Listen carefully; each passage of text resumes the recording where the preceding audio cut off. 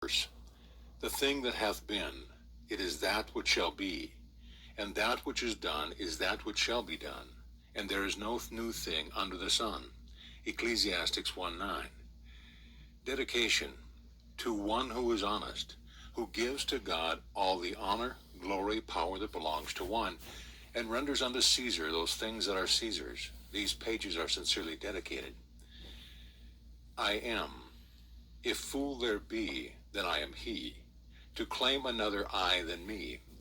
For I am all that I see, the only I that I can be. The I am all infinity, then who or what can trouble me? Forward. That which is not a book intended to be read at a single sitting. He who would judge his work by a hasty perusal will do himself an injustice. He will have missed the opportunity of an introduction to the most important individual in his universe, himself. Today's market is being glutted with books dealing with the personality and with the mind, books from the physical and the metaphysical viewpoint. But to what avail? Lack, confusion, and frustration seems on the increase, both on the personal and national plane. Higher human evolvement is advanced as the means of ending the involvement of our world, now split into two camps. One side is struggling to maintain personal autonomy. The other is determined to eradicate every tendril of the individual by believing in the power of a state to please body and mind. Ideas know no geographical boundaries. Iron curtains cannot shut them out, nor keep them within limits. Because of this, we find ourselves in the midst of a Cold War, which is a long way from being static or cold. No battle line ever knew so much conflict, such intense struggle, such paralyzing fear and confusion as sweep across this globe of ours today.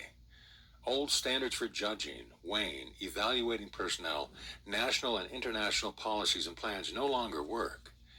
New standards are adapted, but are found wanting because civilization finds it hard to perceive how grossly uncivilized and unenlightened it is. Duality underlies our human conception in every field of thought and action. For each positive, we have a negative. For each thrust forward, we have a counter-opposition. For every right, we assume there is a reverse or wrong. This law of opposites is our undoing. Duality prides itself on offering a freedom of choice, choice of bondage, but never liberty, never freedom from choice, duality. Physical force is not truth's antidote for anything.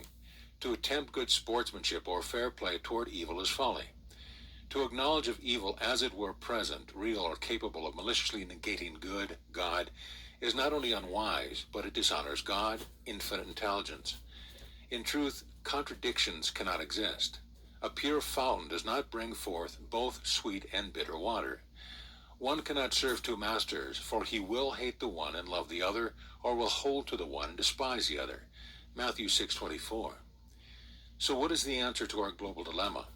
Is an all-out war the solution, or will this but sow the seeds of civilization's ultimate collapse? Can councils of state solve the problem? Can the individual citizen do aught to help in this major issue? Will metaphysics, mind science, or any other form of human thought-taking assist in bringing peace to the race of man? From every corner of the planet goes up the cry from leaders and followers alike. Wherein have we failed in our appointed task? Who is to blame? Why has not God, the Almighty, intervened? Are we forsaken? Is the church helpless? Have education, science, and prayer been wasted? Is Armageddon upon us? Have we reached the end of the world? Has God grown weary of our weaknesses, our follies, and turned its face from us, its oblivion, final vacuity, our destiny? Metaphysics, an attempted spiritualization of human thought, a guiding and guarding of mental processes, is not the way to peace, politics, individual growth of personality, or unfoldment. Moral control are not the answer. There is but one way, and that one way is already established. It takes neither time nor personal effort to bring it to pass, for it is already at hand. Storming it as a human being, a personality, an individual mentality will not open the doors. God is the soul and the only one. There can be no other, for God is infinite, hence all-inclusive. There can be nothing beside God, the one and only identity. This work does not offer a panacea to humanity. It does not claim it can cure the wrongs of civilization, politics, theology, education, or personal problems. It does not condemn any cult, organization, or system. It states that God is all. this truth, being infinite, leaves the field to spirit only. If some wish to differ, they are at liberty to do so, but it is with truth, the very wholeness that is their own being, their self-identity, that they take issue. They will offend no one except themselves. Whatever this volume may mean to one depends wholly upon himself. If one reads it and gets nothing, he will be no worse off than when he picked it up. If it unfolds something of oneself that is fresh, challenging, inspiring, it is because he has been truthful with that self. The truth intends to be neither offensive nor defensive, proselytizing nor apologetic. Its sole intention is to state its point of view as clearly and irrefutably as possible. All or any are free to accept or reject it. If the statement is truth, neither acceptance nor rejection will alter it. Any writing lies within the framework of words. A view that is off the beaten track is sometimes handicapped because the words used call forth a definition not currently in vogue. In the interest of clarity, it is possible our style of presentation is unpleasing, that repetition is noticeable and annoying, that a logical development in sequence has been ignored. If this is your reaction, lay the book aside until a more convenient season, Acts 24:25, for we would not torment you before the time, Matthew 8:29. Wait, if you must, until trouble is so focused, so sharp as to be almost unbearable. Then read, and like the one who could not at first see the forest for the trees, you will discover the revelations are no longer obscured by the style or garments in which the ideas are presented. It will be their content that says to the troubled heart, "Peace, be still," Mark 4:39. As is found in Habakkuk 2:2, write the vision, and make it plain upon tables, that he may run that readeth it. This is it. Amen. Chapter 1. Why this book? Dear casual reader, leave this book alone, for you are sure not to like it. It is not meant as entertainment, nor is it a work designed to develop your personality and enable you to influence your friends. It is not a system that will improve your card playing or increase your winnings at the track or at the stock market. Tomes have been written on how to think, what to think, and what not to think. This might be called the thinking age. Psychology, philosophy, psychiatry, metaphysics all deal with modes and manners, methods and purpose of thought-taking. Each system is backed by authority, so-called, and results are offered in proof of the rightness of that system. How extensive or lasting these results may prove to be is another question. But what is thinking? Who and what is the thinker? Is thinking a synonym for intelligence? No. Thinking is a process of humans. It is a personal, finite activity that is in no way associated with the undimensional, the unconditional, the unchanging, the forever infinite one. These pages will bring to your remembrance, John 14:26, facts concerning yourself. The work is not didactic, not intended to make you angry, to preach at you, or to you, to be rude or insulting. However, the personal intellect or thinker will find in all of these. Only the one who is truly seeking to know what is truth will find value in this work, and that the truth he seeks is closer than his very breath, a fact ever at hand untrampled by personal modes and mores. That which is not posing as a teacher or enlightener. It is truth, the truth of all everywhere. The mind, the life writing it, is the same one reading it, knowing it, being it, and acting it. The one self, the infinite one, is the same life everywhere throughout immensity, eternity, the self of all and all self. There is none else. Isaiah 45:22. Never before has the physical world faced the threat that today hangs over the heads of its inhabitants, like the sword of Damocles. Death, the last enemy. Like a hungry mad dog, licks its chops and tugs at its leash. Location is no protection. Education is no bulwark. Cult and doctrine afford no positive invulnerability. Is there an inch of this planet that is not susceptible to nuclear war and its aftermath? Can anything be done concerning the state of affairs? Yes. Will this work, added to the countless millions of printed and spoken words on the subject of self-help, salvation, emancipation, and freedom?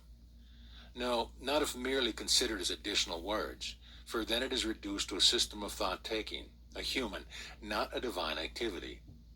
Truth is not subject to finite rules of judgment, established human formula or patterns for comparison, weighing, evaluating, and entirely miss the mark. Truth is God, one whole, inseparable, indivisible entirety. With what then can it be compared? With what can one measure all-inclusive infinity? Each human claims his right to think as he chooses, and therefore one finds there are as many finite opinions as there are finite personalities. Is our world better off for this so-called liberality of conscience? Instead of embracing its universe, the human sense limits its possessor to an infinitesimal island, constantly threatened with extinction. Instead of looking up to God, let us begin looking out from God. Thus the finite, uncertain groping of conjecture will fade into the nothingness which is its native state, and the positive, the absolute infinite reality will be consciously seen as the present universal fact, unchanged and unchangeable.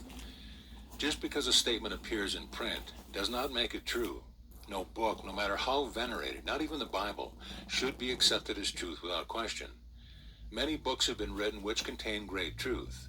If the written word is truth, no harm can come to it through questioning, whereas the acceptance of every statement in a work, as if its very inclusion therein is a guarantee of its accuracy, can cause a people, a race, a civilization to be misguided, can cause it to flounder into darkness. For lo, if the light that is in thee be darkness, or ignorance accepted as enlightened understanding, how great is the darkness? Matthew 6:23. And if the blind lead the blind, both shall fall into the ditch. Matthew 15:4. Often devout worshippers are content to believe implicitly. Without reservation, they depend upon certain passages they love to steer them into a land of peace and quiet, health and plenty. They seldom challenge the statement or dissect and examine it to see what it consists of, and so their belief in truth never becomes a living, intelligent fact. They do not indulge in the luxury of doubt. For their own peace of mind, they must believe in something, and having no workable conviction of their own, they follow the herd. This is an honored custom of education. Never be afraid to question anything. If you are face to face with truth, you will not lose, nor will the truth vanish if examined closely, but instead you will behold that which is warp and woof of your own very self. Should that which you face be fiction, a figment of heredity, education, personal thinking, or mass psychology, your vision will expose it. It is difficult to put fresh ideas into well-worn words and have them convey a new and exact meaning. The words usually conjure up old familiar patterns and images, and thus defeat one's purpose. But words are the only available tool one has for chipping away the debris, the accumulation of centuries that has obscured your identity. So for the glory and joy of beholding that truly wondrous self that you are, and always will be, bear with us. If your use of hammer and chisel seems at times too rough, excuse it for untempered zeal. If the words do not seem to make sense, the meaning is not clear. Remember, they but serve as a blast of compressed air that would blow away the dust and leave yourself revealed. Excavation is never done for personal glory, nor to reach a solid foundation whereby we might start a cult, a church, a following. This book is not intended as entertainment, nor do we advise one to read it through of an afternoon as he might a novel. It is not so much a work that develops a central theme from chapter to chapter, as it is a compilation of several books. Each chapter, regardless of its title, endeavors to cover the salient point of God's allness and our place and our position. Naturally, then, one will find a repetition of the central theme. However, this should not prove unpleasant if one sincerely desires truth, desires to enjoy, here and now, the kingdom of heaven which is within God.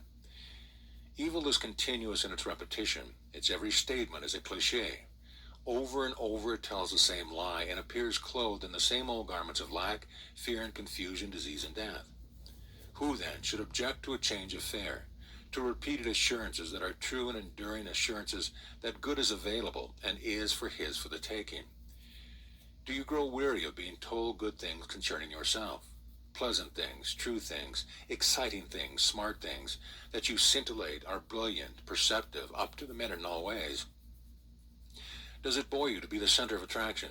Do you grow impatient while being told how beautiful you are, how accomplished, and that these characteristics are permanent and immortal?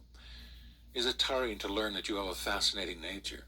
Do you yawn while being informed that you are the uncontested recipient of fabulous, uncountable riches, perfect health, unique majesty, inexhaustible magnificence? Does it fatigue or annoy you to behold yourself so glorious that it is actually beyond the ability of man to describe it? If not, then the repetition in each chapter of this volume will not ruffle your poise nor dampen your enthusiasm in your study of it to discover yourself. The author deems it necessary to state the central theme over and over again, for that theme is the key to all that life is now holding available for you. Read each chapter as a new book, with a new promise and assurance of the good that is awaiting your use here and now. The full glory of God is yours for the taking, self-identification, all-inclusive intelligence, perfect peace, health, and the wealth of heaven itself. Read and enjoy. Chapter 2. God. For thousands of years, the world has been advancing ideas as to the nature of God, of life, mind, being. Civilization is what it is today because of accepted notions and beliefs concerning deity. Our moral behavior, social and criminal codes, our political, domestic, civil, and religious actions stem from the generally accredited conception of the Supreme Being. While many may claim that they do not believe in God, basically they seem to mean that they do not fall into certain religious groups, do not conform to a theological pattern. They certainly believe in life, which is but another name for God. They believe in mind, intelligence. Good is real to them. Truth is real. Love is real. They but refuse a man-compounded God, ground to fit a theological capsule. Those who are content with a formalized human concept of deity will say that their non-conformer is wrong, even as they are also apt to believe that the people who adhere to any ecclesiastical doctrine other than theirs are equally doomed. The old story of me and mine are right, but thee and thine are wrong, holds a strong position in the average religious point of view. Belief in God, regardless of creed, is not sufficient to guarantee peace of well-being in daily living. So long as God is considered off there, while the one praying is here, there is separation, duality. There is double-mindedness. Such a worshiper finds himself unstable in all his ways. God is one God. God is one power, one presence, one life, one being. God is infinite, and there cannot be more than infinity. From infancy we hear that God is omnipresent and almighty, yet in the same breath we are taught caution against evil, God's absence. Evil, the devil, supposedly lurks closer than our shadow in spite of God's presence, and is ready to tempt us to violate man-made moral codes in all our dealings, whether with a person or with relatives, friends, business associates, or society. Evil supposedly can abuse us at will, robbing us of good in every act we perform, whether eating, sleeping, playing, or working. We must be ever cautious against the powerful thrust of this enemy that ignores present omnipotence and can destroy our sanity, health, and wealth on the individual, domestic, national, and international levels. We are taught that there is not a moment from the time of human conception to the grave that we are free from the threat of evil. Even our most innocent act can suddenly become the basis for tragedy. So where is God in all of this? As God is almighty, does God admit or permit another beside him? See Isaiah 44:8.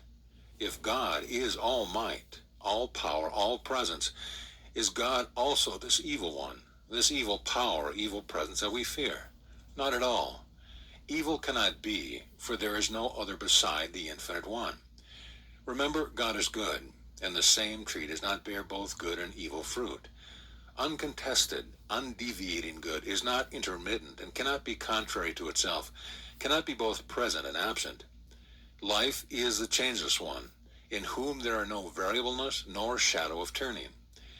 It is certain then that God is not opposed to itself, is not ignorance and intelligence, death and life, evil and good.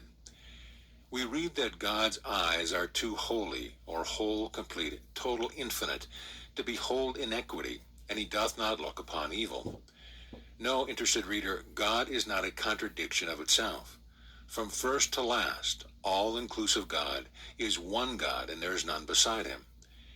Evil, no matter what its seeming nature, appearance, duration, claim, cause, following, authority, or prestige, is a denial of God, an ignoring of truth, a fable, a fiction, without reality, identity, power, or substance. It is a baseless, as the pretended mentality that claims to know, recognize, experience, or fear it. God is the soul mind. God is intelligence itself. God is truth, fact, reality, actuality. God, spirit, consciousness, awareness is the only substance there is. God is the all of all, everywhere, always. God is its own presence, Nothing but God is. Are these hard words to understand? To the so-called finite or human mind, they are foolishness. The finite cannot lay hold upon the infinite.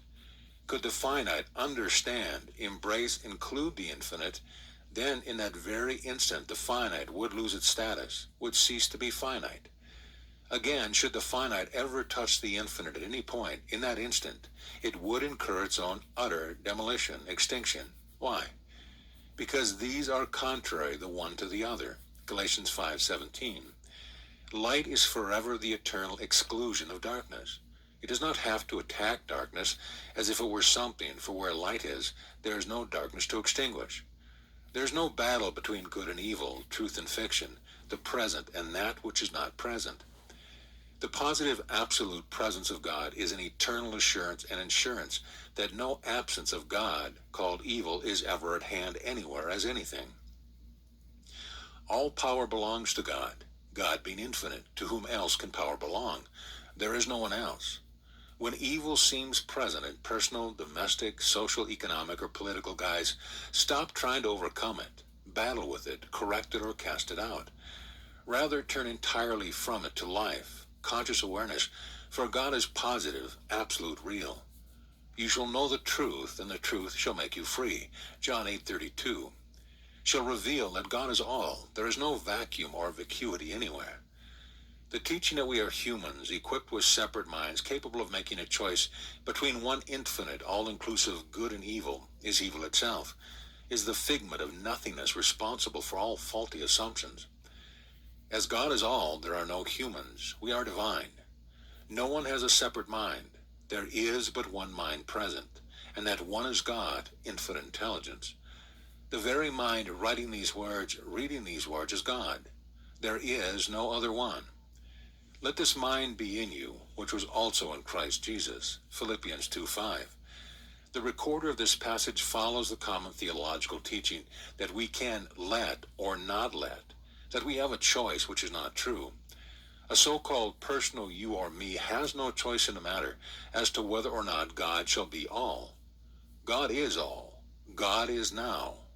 God, being infinite, all-inclusive, will forever be the only one. Human personalities are not God's keepers. God is not subject to a human's decision. God does not have to wait upon us to permit, let, allow one to function as the whole one. None can say unto deity, what doest thou? Daniel 4:35. The theological teaching concerning an almighty God and an equally mighty devil with whom God has to contend has led the human race into strange ways. In Genesis, the opening book of the Bible, under cover of the mist that goes up from the face of the ground, evil first appears as a small talking serpent. But by the end of Revelation, the last book, that same talker has worded itself into a great red dragon. Revelation 12:3. By what authority? Talk, talk, talk, nothing else. But talk, no matter how voluminous, has never changed one jot or tittle of God, who was the same yesterday, today, and forever. Hebrews 13:8. One cannot behold, see, or accept God through the agency or channels of a personal finite mind. One cannot start from a human me viewpoint and look out upon infinity. Formal ecclesiasticism, personal notions, pride of intellectualism, position, erudition count for nothing in truth. They must be stepped over or bypassed if one would behold himself as he already perfectly is. No matter how far fair and bright, or how dark, dismal, and gloomy things seem to be, how wonderful or horrible, how worthy or unworthy, diligent or slothful you believe yourself to be as a person, a member of the human race, turn aside from such useless contemplation and misidentification. Ask yourself to define the word infinite. What does it mean? Do you accept Webster's definition? Is God dependent upon personal sanction, a human acknowledgement, the nod of the head from so-called finite mind? Is there room in the infinite for its opposite, its contradiction, its denial? Are there two natures within the unchanging perfect one? Can truth include error? Never. Can the infinite one conflict with another when there is no other? No. Has theology, psychology, or metaphysics revealed positive reality, the absolute to you? Is there aught you still desire? Have you reached the ultimate you sought? Are you happy, content, whole? If so, why read further in this book? However, if you are unsatisfied, read on, discover the truth of yourself, that God, your mind, is absolute, the all of all. One cannot climb up some other way, for he who would do so is a thief and a robber, John 10:1. There is but one way, and that is not by way of revolution, evolution, overcoming evil, nor attempting to become divine. One does not climb by lifting the human mind, watching his thoughts, purifying material sense, or through a process of personal understanding and demonstration. God only knows God is all, knows all God is. Truth does not look to the human, the personal, the limited, or finite so-called mind to discover, perceive, know, or understand anything of the infinite. For such to know truth is an absolute impossibility. It can never happen any more than the proverbial camel can pass through the eye of a needle, or an untruth can become truth. Truth looks only to itself. There is nothing else and nowhere else for truth to look. Being infinite, truth, God, excludes the possibility of aught finite, limited, diseased, fearful, or imperfect. If approached from a pragmatic or generally accepted human point of view, one will insist that this statement does not make sense. See 1 Corinthians 2:14. To such it cannot make sense. Thinking it over or reasoning about it will not make it clear. Why? Because such an approach is duality, ignorance, confusion, chaos, superstition, is based on a supposititious personal mind with its limited, dimensional, circumscribed, or assumptive reasoning, on finity's self, which deals only with its own fallacious assumption of cause and effect. Only God, the infinite, can behold and interpret the infinite. No less than infinite mind can comprehend, see, or acknowledge, can know or plumb the depth of itself. See 1 Corinthians 2:11-16. To imply even that a personal mentality can see, weigh, judge, and understand infinity is to assume that the infinite is limited or small enough to be circumscribed by personal mind, that the finite has greater insight, is more intelligent, more elastic, and of a larger proportion than God, for otherwise how could it discover and ingest infinity? Only God, the infinite, all-inclusive, is the sole one present, consciously functioning as this I identity right here. The perfection of your all-inclusive being, totality, everywhere, is heaven revealed as already at hand. To assume truth, heaven, is afar off, is to labor in vain. No matter how close it comes, it will never be quite close enough. Its nearness is of little value, for so long as there is any separation whatever, there is divisibility, duality, doubt, disaster, defeat. To have God almost all is not enough. All means all, no more, no less. God is whole or holy, total, complete. Indeed, our God is a jealous God. See Exodus 34:14 and Deuteronomy 4:24. There is no competition, for there is no other with whom to compete. Where truth is, there is nothing else to serve or to be served. The All-One is exclusively absolute. The absolute excludes the possibility of there being aught present save itself. God does not wage war against sin or evil. The All cannot be acquainted with something unlike itself, nor can the All-One, the One All, be aware of another power contending with it. Such an assumption is finite, beyond the ability of the infinite. Intelligence cannot compromise and pretend it is less than it forever is. If mind could do this, then God would be a liar. Truth would cease to be true. The inseparable, indivisible, infinite one would be broken into fractions, bits, less than its entire inseparable self, and the end of perfect peace would have come about. Every form of teaching that begins with the so-called finite is doomed before it starts. To assume there is a necessity for teaching, that there is someone to be taught, is finite. If this statement is hard to understand, see 2 Peter 3:16. Do not let it bother you. There is nothing covered that shall not be revealed. Matthew 10:26. To the finite, this volume is absurd and nonsensical. He who begins in folly ends in folly, while only truth remains true.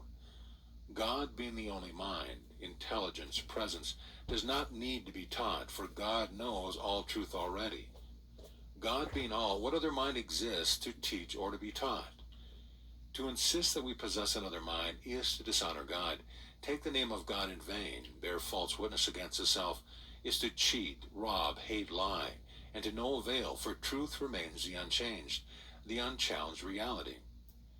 In the first chapter of the Bible, all is purported to stem from Elohim alone. Then come to pass a mist that rises from the face of the earth and waters the whole face of the ground, Genesis 2:6. Under cover of this mist, mistake, ignorance, superstition, supposition, misunderstanding, darkness, the Lord God, the tribal God of the Jewish nation, causes the production to spring from dust out of the ground. From this clay came Adam, and from Adam supposedly came Eve. While Adam and Eve are purported to be responsible for Cain and Abel, it was with the apparent knowledge of this creation, the first cause of mortals. Cain kills his brother, then goes forth into the land of Nod, Genesis 4:16, and there discovers a wife who bears him a son, Enoch, Genesis 4:17. But note carefully, this same Lord God of the mist not only causes or creates the first human, the world and all material things therein, he also fathers the serpent, evil, which was more subtle or wicked, Genesis 3:1, than all the rest of this dust creation. That all this mist for information was foolishness, untrue and unknown to the alone one God, the infinite all, should be obvious. Who can believe that God, changeless perfection, omniscience, could operate in reverse, have its work all wrong, be so grieved in his heart that it repented, that it had made man on the earth and planned for the total erasure of the total entire venture or experiment? This theological tale is a fiction. There is no God, no truth in it. Yet to the one who believes this fable, this gospel truth, truth must appear as fable. Since time began, mortals have tried to overcome their need and lack by the sweat of their brows, but the limitation of a human's life, health, wealth, and happiness are still prevalent. Man's days are few and full of woe. His best efforts come to little. His security is fleeting like a shadow that continueth not. His hope of surcease burns high, but even while he looks for heaven, he insists it lies afar off in a remote period. Like Jacob, he wrestles all night with his problems and finds his hip out of joint. Only when the struggle is sufficiently severe and all the dogmatic doctrines fail him, is he willing to admit everything finite is out of the joint. Only God is true. All assumption based on a mist creation, that good comes to one from the ground or from dust, dream, and nothingness, that life, God, I am, is dependent on a process of growth and maturity, time, evolution, and progression, is ecclesiastical mythology. This theological fiction is no more capable of bringing one heaven, peace and plenty, health and security, than believing the fairy tale of Little Red Riding Hood. Who, by taking thought, can add 1 cubit to his stature, Matthew 6:27. No one. Thought-taking, the process of human reasoning, is based on a finite assumption of cause and effect, supply and demand, duality and opposites. It is personal sense, a sense of personal identity, activity, intellectualism, deduction dependent upon time, maturity, education, and emotion, with evolved and involved effect. It is creation supposedly caused by Yahweh, the Lord God, the Jewish tribal God, that must grow from the ground or dust by reaching up and developing toward perfection, but never arriving. To personal sense, it is always tomorrow that holds its hope of fulfillment. To know truth, begin with the truth, the infinite one. Leave the personal self you may seem to be, that hereditary human self that boasts its ancestry traceable to Adam, and includes the best of education and the modern improvements of present-day civilization. Leave this self out of the picture entirely. Behold only the self of the infinite, that self that is all-inclusive mind, intelligence, power, presence, and action. What does this self know, feel, and perceive? What does this self acknowledge concerning itself as infinite, the sole one, the all of all? What does this self, this identity, identify as reality, actuality, truth? And what is this self, this entire consciousness right here, looking, save at itself? When God looks here, what does God see? Does God see a human, a mortal, or a sinning you or me, another beside itself present here? Or is omnipresence beholding the all one only? Is there aught else for God to see? God being infinite, all awareness, the all-inclusive one. The only I am identity anywhere is the I am God. The God I am. Life, existence is God. What is not God that does not exist? Evil is a fraud without life, God, existence, or presence. The you, the me, the us, which has been such a stumbling block in the path of theology, is easily explained when God is seen to be infinite all. God is not a father to anything, for God is all one, one all, yet there appears to be many of us. To account for this, theology would have us assume God created images or likenesses of itself, created man, a race after the pattern of itself, or the pattern of Adam, humankind, while they insist that no man has seen God at any time, John 1:18. For spirit is the great invisible. How do they explain this wondrous declaration? He who has seen me has seen God, John 14:9. The answer is obvious, but not in the light of theology. I am God and not man, Hosea 11:9.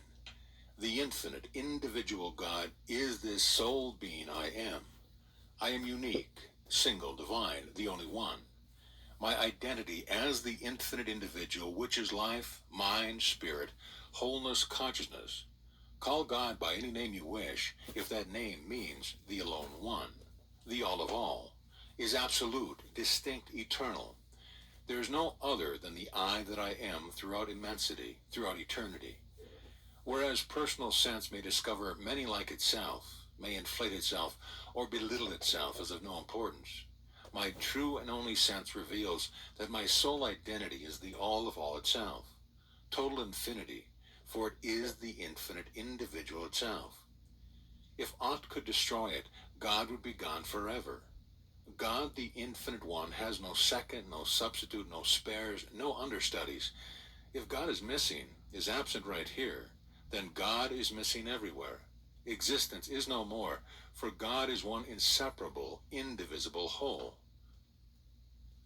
If this I, this infinite, individual life right here is ailing, unhappy, in lack, diseased, full of fear, confusion, suffering, then omnipresent perfection, the holy or the whole one, is suffering, is imperfect and unholy. Even as a single rose is not the whole of the floral kingdom, nor the letter A the whole of the alphabet, so one idea body, item thought, is not the whole of mind's capacity to conceive, perceive infinity within the majesty of its all-encompassing totality. While mind includes infinite, unlimited ideas within the singleness of its own all-inclusive being, the idea, thought, are of no value to mind. The entire variation of infinite mind is undimensional and has countless thoughts in the consciousness that it is. What of the visible universe? Is it corporeal? It is not. The infinite, indivisible mind can never increase, extend, or become more than the infinite all that it is. It is perfect, complete already, but it can and does conceive, perceive, an infinite variation of forms in itself. These forms are ideas, things, thoughts, only within substance, God. No idea is conscious, even though it is in and by conscious awareness. While ideas, things, are in intelligence, they are never intelligent. Only God is life, substance, consciousness, intelligence. The indivisible is visible to spirit, the one mind only.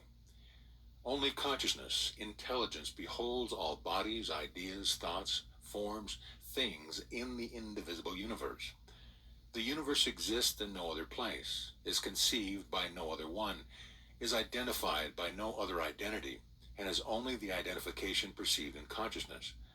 There is no duality, no double-mindedness involved.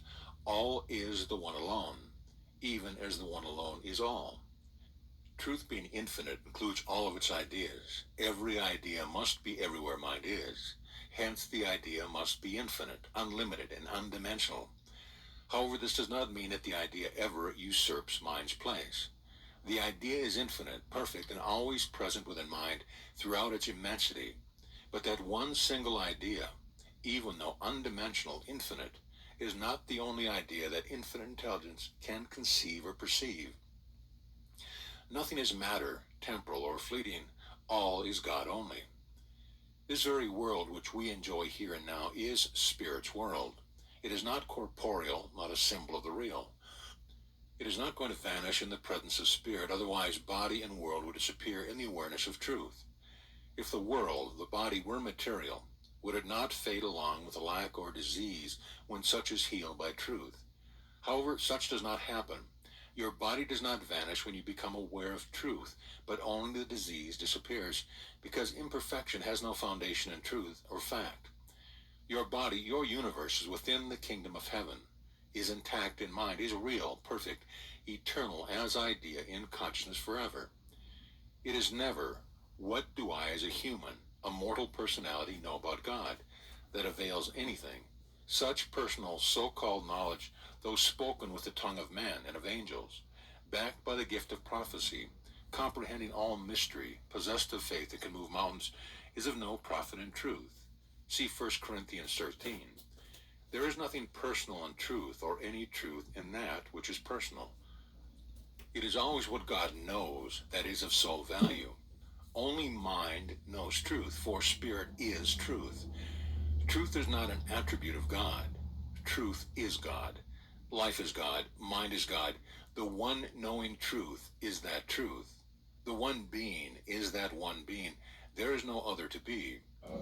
God has no reflection of itself. There is no one or thing to do the reflecting.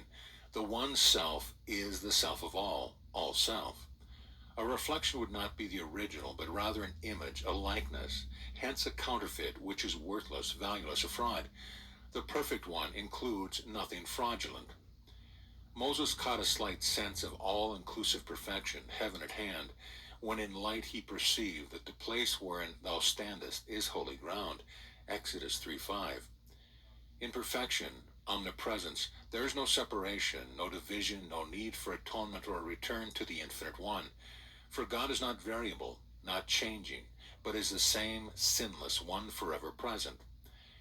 The infinite individual, the all-knowing mind, your present and only identity, is the authority, the power, the presence that is conscious truth, is conscious functioning power being fully itself.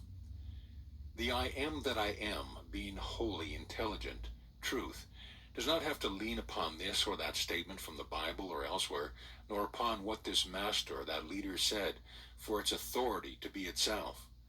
God looks to no other. God is itself all the power, presence, action, awareness, identification, substance, and being, existing here, there, everywhere. The numerous Bible quotations in this work are not used to give it authenticity, but because they serve as a familiar challenge. Stop assuming identity to be copied up in the form, body. Stop assuming yourself to be what it never can be. You are not a human, an animal, a mortal, a personality, or a sinner. You are never separate from the existence, the life that is yourself. Stop assuming biology, ignorance, superstition, duality, or sin to be your cause or beginning, the origin of your life, being, substance, intelligence, consciousness, identity, or that you must emerge or evolve from an imperfect or lesser state of existence into the perfect self. You are none other than the one. You are infinite intelligence, the sole one infinite individual who is all of all now. Act from this true and only intelligent viewpoint. Rejoice in who and what you are by rejoicing in what mind knows itself to be. Conscious intelligence alone does all seeing, all knowing, and does it without cessation, interruption, interference.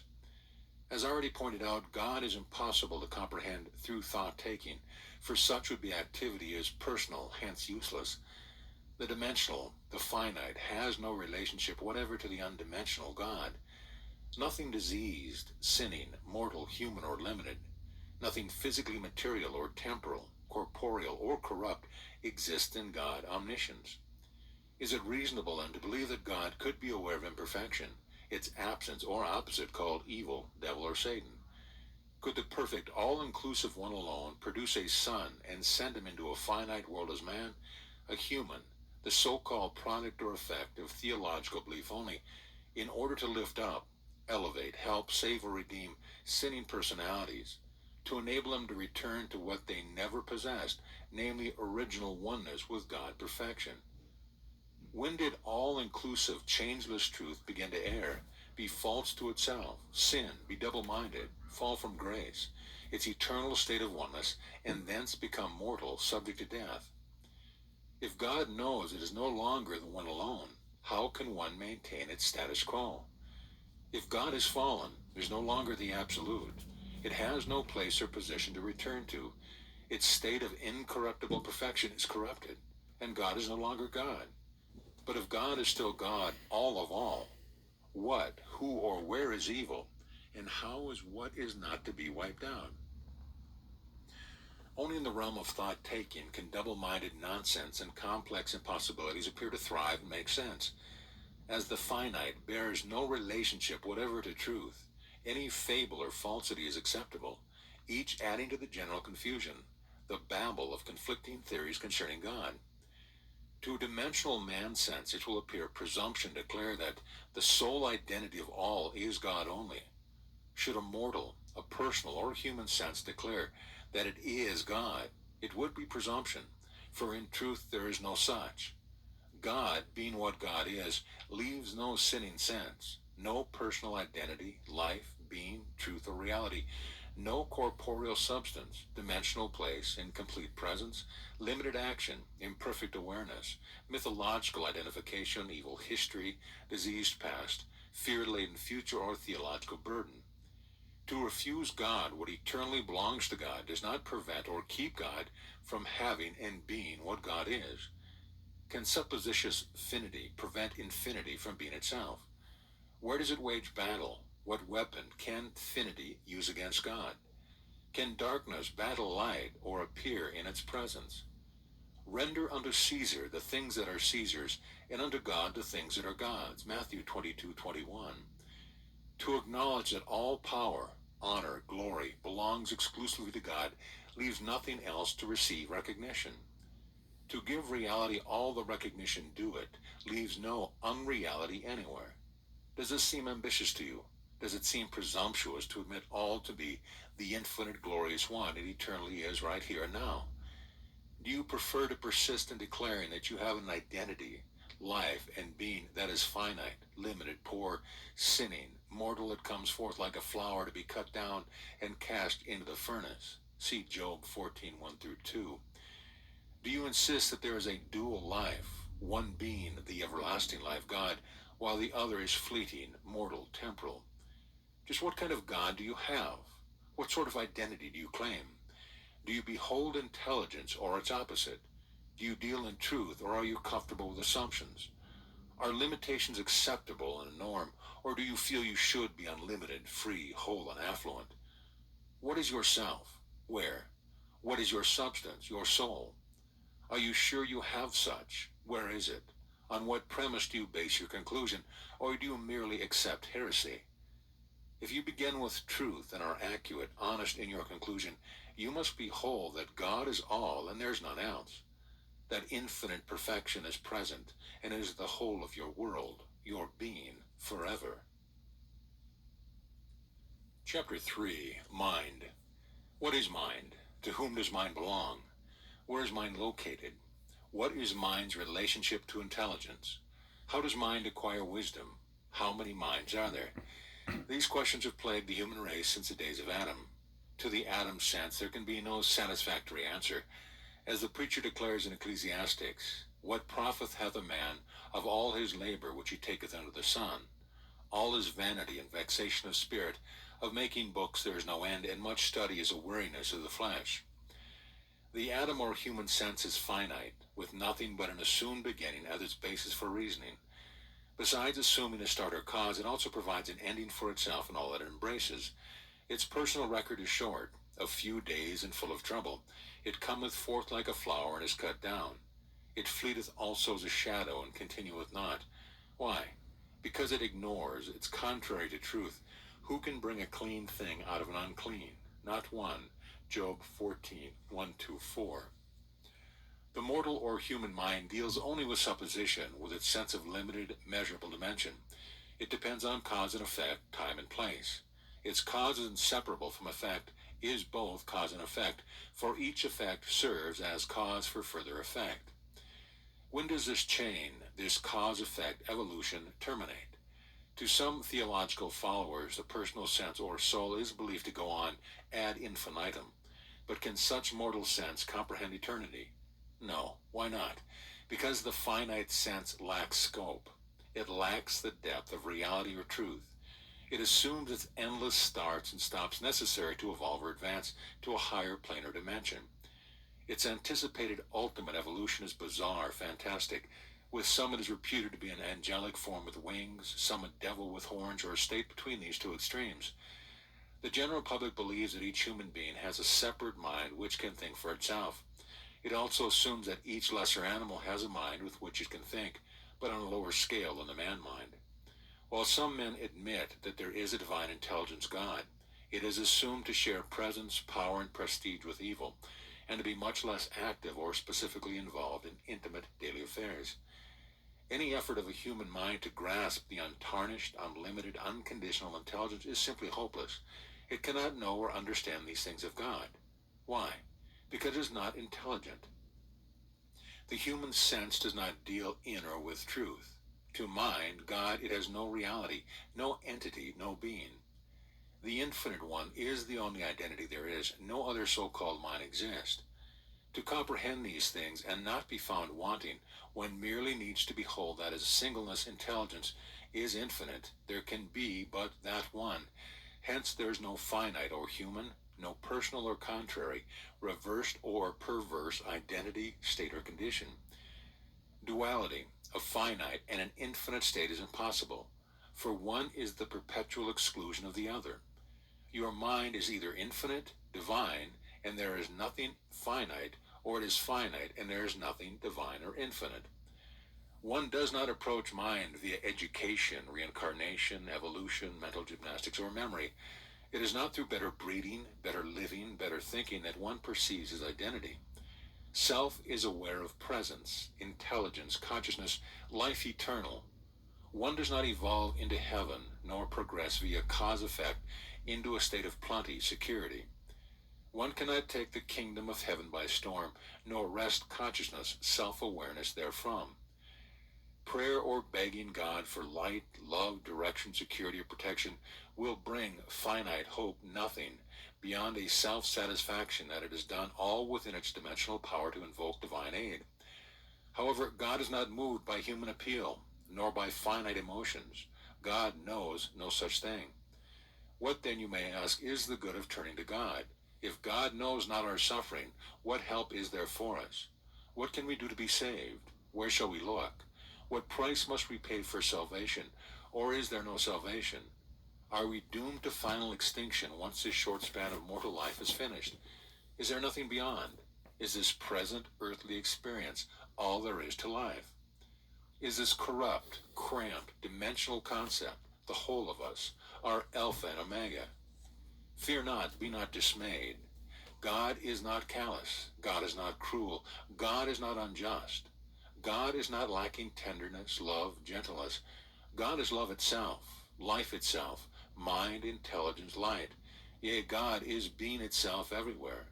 Nothing, no one, no thing beside God has being. There is only omnipresence. There is no racial personality, no limited, unhappy, uneducated, or supereducated offspring of Adam, or biology, nor of God. God is all, one. This leaves no sinning one, no mortal person, young or old, no physical alien, sick or well one, nothing in addition to God, the only. This one is the whole of this self I call me, the total substance, presence, consciousness, power, wholeness, identity, completeness, intelligence. Do you doubt this? Do you challenge the truth that infinite reality is the alone presence? Waste no time with that which reasons from the human up to the divine, but look out from truth. Which was first, infinite God or personal, finite human sense? If truth was first, all, when and why did the changeless change itself so it be less than itself, the absolute? What need or impulse brought God to such a decision? Was the all-inclusive satisfied one lonely? Was the complete lacking some good thing? Being the forever alone one, when did intelligence give up its unique nature and commit an untruth, violate itself to become less than intelligent? When did God decide to be but one of two or more, one among many? When did irrefutable truth begin to lie, commit fraud, falsify reality? Did God discover that God was not all, that there was another power and presence beside itself? For mind to know what it cannot know is absurd. Art thou not from everlasting, O Lord my God, mine Holy One? Thou art of pure eyes, and to behold evil, and canst not look on iniquity. Infinite mind, perfection, cannot evolve. It cannot develop, become more perfect by means of reasoning or by process of trial and error, as implied in the second account of Creator and creation. In Genesis, mind does not seek outside itself for knowledge of itself. It is conscious, total. No more of mind is yet to come. It is already complete. This does not mean, however, that mind is stagnant, bored, or suffering from dull routine. On the contrary, all is always new, fresh, vital. It will take mind forever to plumb forth the depth of its own wondrous magnificence, beauty, splendor, majesty, and might. Each moment is bursting with surprise and delight throughout eternity. Whatever is not mind or consciousness does not exist to be identified or experienced, felt, suffered, denied, known, cast out, healed, cured, nor stopped. The perfection mind needs no teaching, helping, evolving, elevating, correcting, healing, changing, or purifying. Mind does not rejoice and enjoy as a human being emerging from matter into spirit, but as conscious awareness, here and now, individually identified as this very I that I am. Finite, so-called mind cannot know anything because there is nothing finite to know, and no such mind. The awareness mind has right here of its allness is the light that forever excludes darkness, not as something, but because darkness could only be if the light were absent. As light is omnipresent, there are no opposites, no place where it is not. Darkness or evil appearing as disease, fear, hatred, want, suffering, insanity, old age, death, and an endless variation of troublesome assumptions that a power other than beneficent God is here at work, cannot hold mastery over mind, intelligence, cannot touch God at any point. For where light is, there can be no darkness. Light does not have to battle darkness in order to be. There is no war between God and evil. God has no opposite. Light is single, one, all forever and forever all, wherein no darkness ever is, no ignorance, fear, mortality, devil, human existence, or hell. Again and again we reiterate that this can only be seen from mind's viewpoint. Why? Because there is no other. One has no choice. God chooses to be all, without finite sanction or so-called human approval. To an assumed mentality, conscious reality is inconceivable. God is a fable. Life is uncertain, unstable, ephemeral.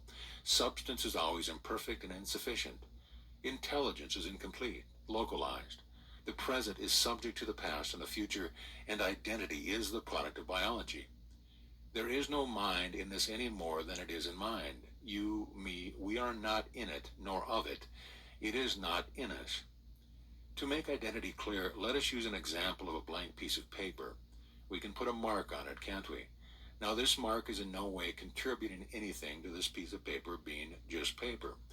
The paper was only just paper prior to the time we put this mark on it. But by virtue of the paper just being paper, we could put that mark on it. But you would not say that that mark and the paper are one, would you? No, because the paper is only the paper, and it is not the mark. Now let's say mind is like the paper, and because it is what it is, it can include or conceive an idea. But that idea in no way adds to mind, nor is there any portion of mind, the paper, that goes into the idea. Now with God, the omnipresent, perfect whole, one, no matter what, where, or when, it is the infinite one who is life, mind, substance, identity, consciousness, the all of all. There is no absence of conscious awareness anywhere, no portion, particle, fragment, or fraction, no idea or thing in mind, presence, action missing. There is no vacuity, no ignorance, nothing foreign, nothing finite, no lack of conscious absolute good. Despite education to the contrary, no mortal or human sense has a valid claim to identification, body, substance, world, personal possession, background, or history. So long as one clings to such, he is clinging to a fabrication which is no reality, authority, power, foundation, place, identity, or existence. It cannot be redeemed, atoned for, rescued, or saved. To mind, infinite good, it is no more genuine or real than the flat earth. Continuing our illustration of the piece of paper, it is foolish to assume that the ideas have to earn their substance, place, position, value, continuity, or identity. They will continue so long as the paper exists. It is very important to get this clear in your thought. You see, consciousness being what it is, it does not need its ideas. But because it has the capacity to conceive ideas, it conceives them. The mere fact that it has the ability, it would not be completely what it is if it did not fulfill the total capacity which it has or which it is. Under no circumstance does any of the idea which it conceives add to it.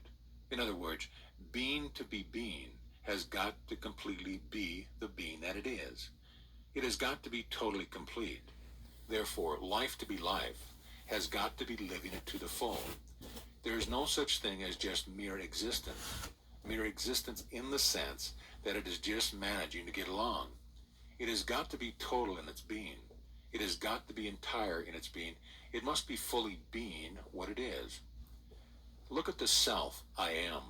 What a glorious beauty, being, identity is mine. The eternity, infinity, constancy of myself, the irrefutability of my perfection, the breadth, depth, and indubitable accuracy of my wisdom, the ever-availability of my intelligence.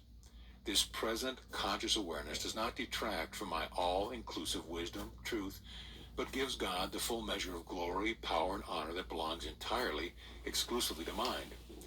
It is the measure of adoration that infinite intelligence is individually bestowing upon itself as the one altogether lovely, the alone one who can know no other. All evil, sin, disease, hell denies fact.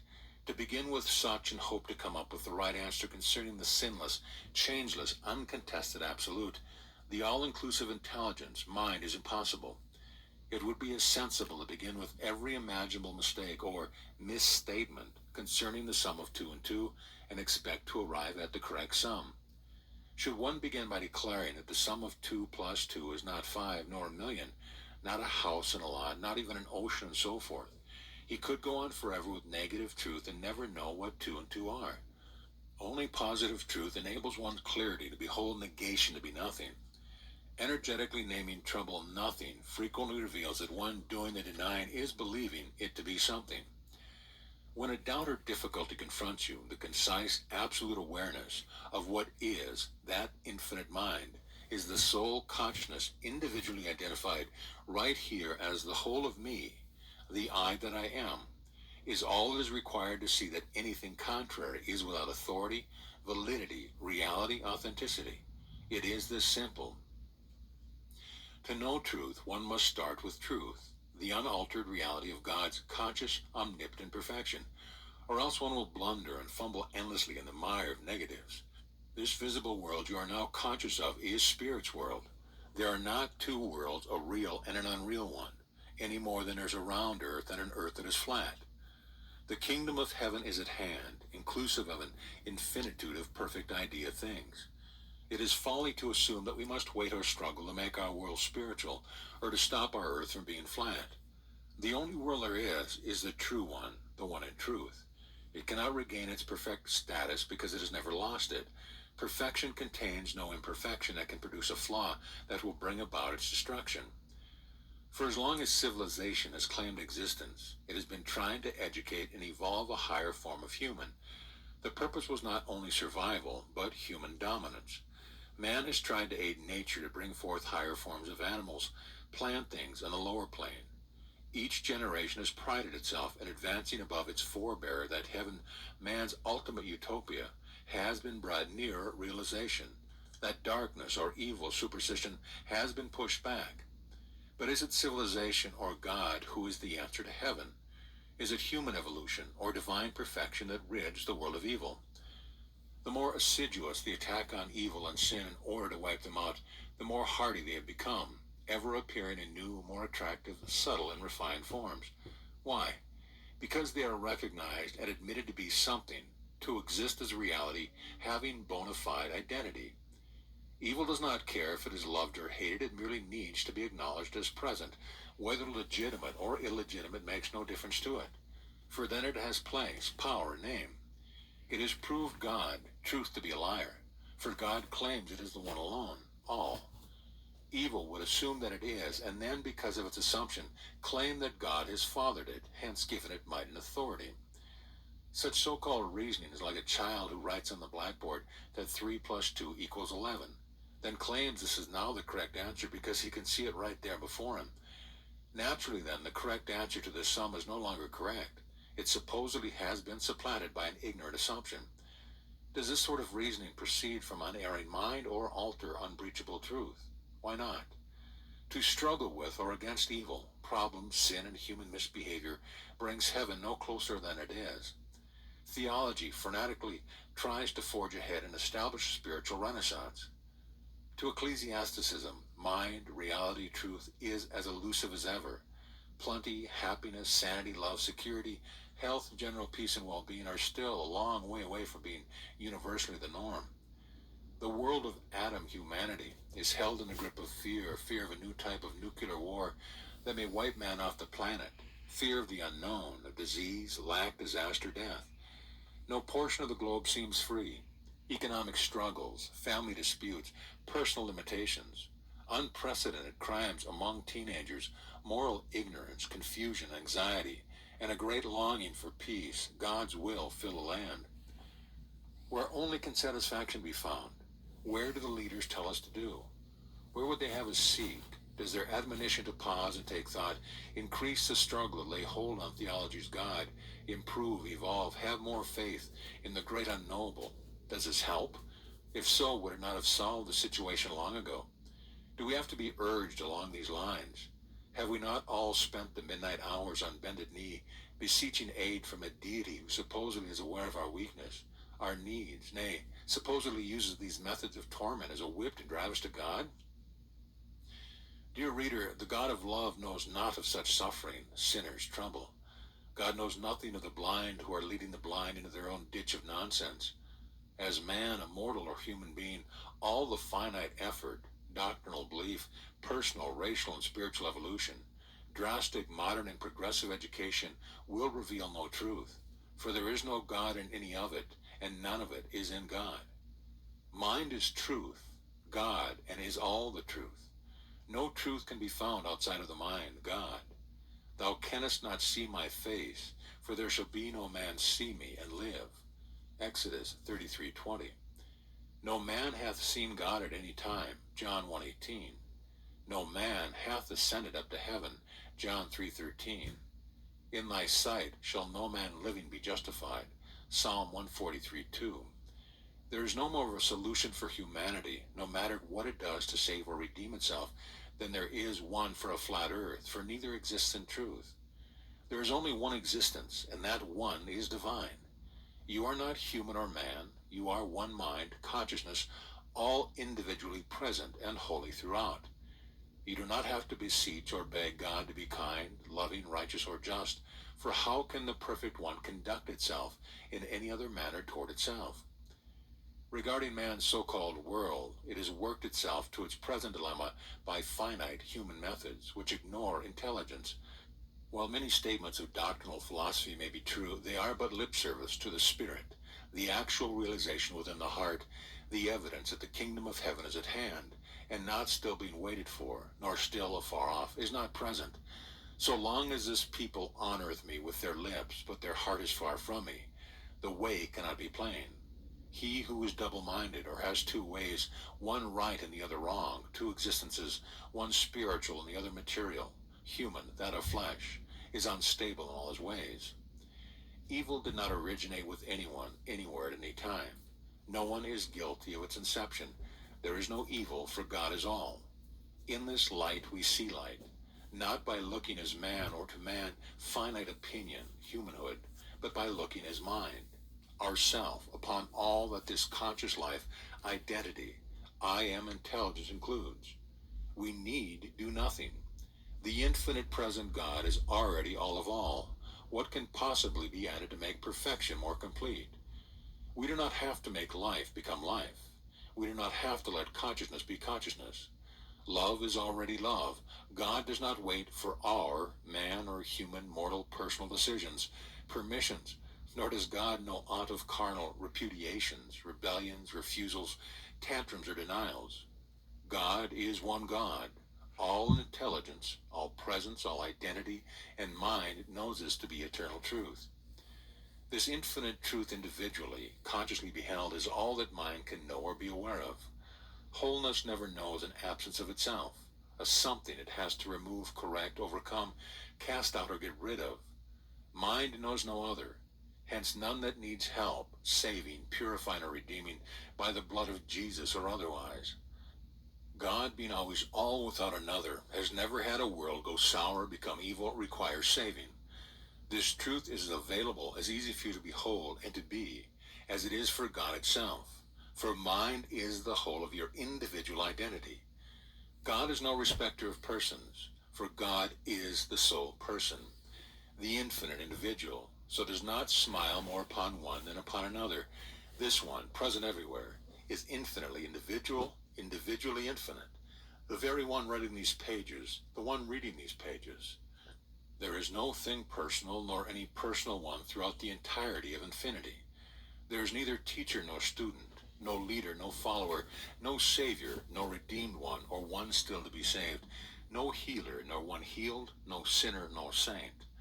There is only God, being God everywhere, wholly single, all-inclusive of every idea, thought, thing, pattern, form, item that exists. This is thyself. Behold it and discover that all the ends of the earth, Isaiah 45:22, are saved already. For the sole substance and identity of all is perfect, sinless mind who needs no saving, never having fallen.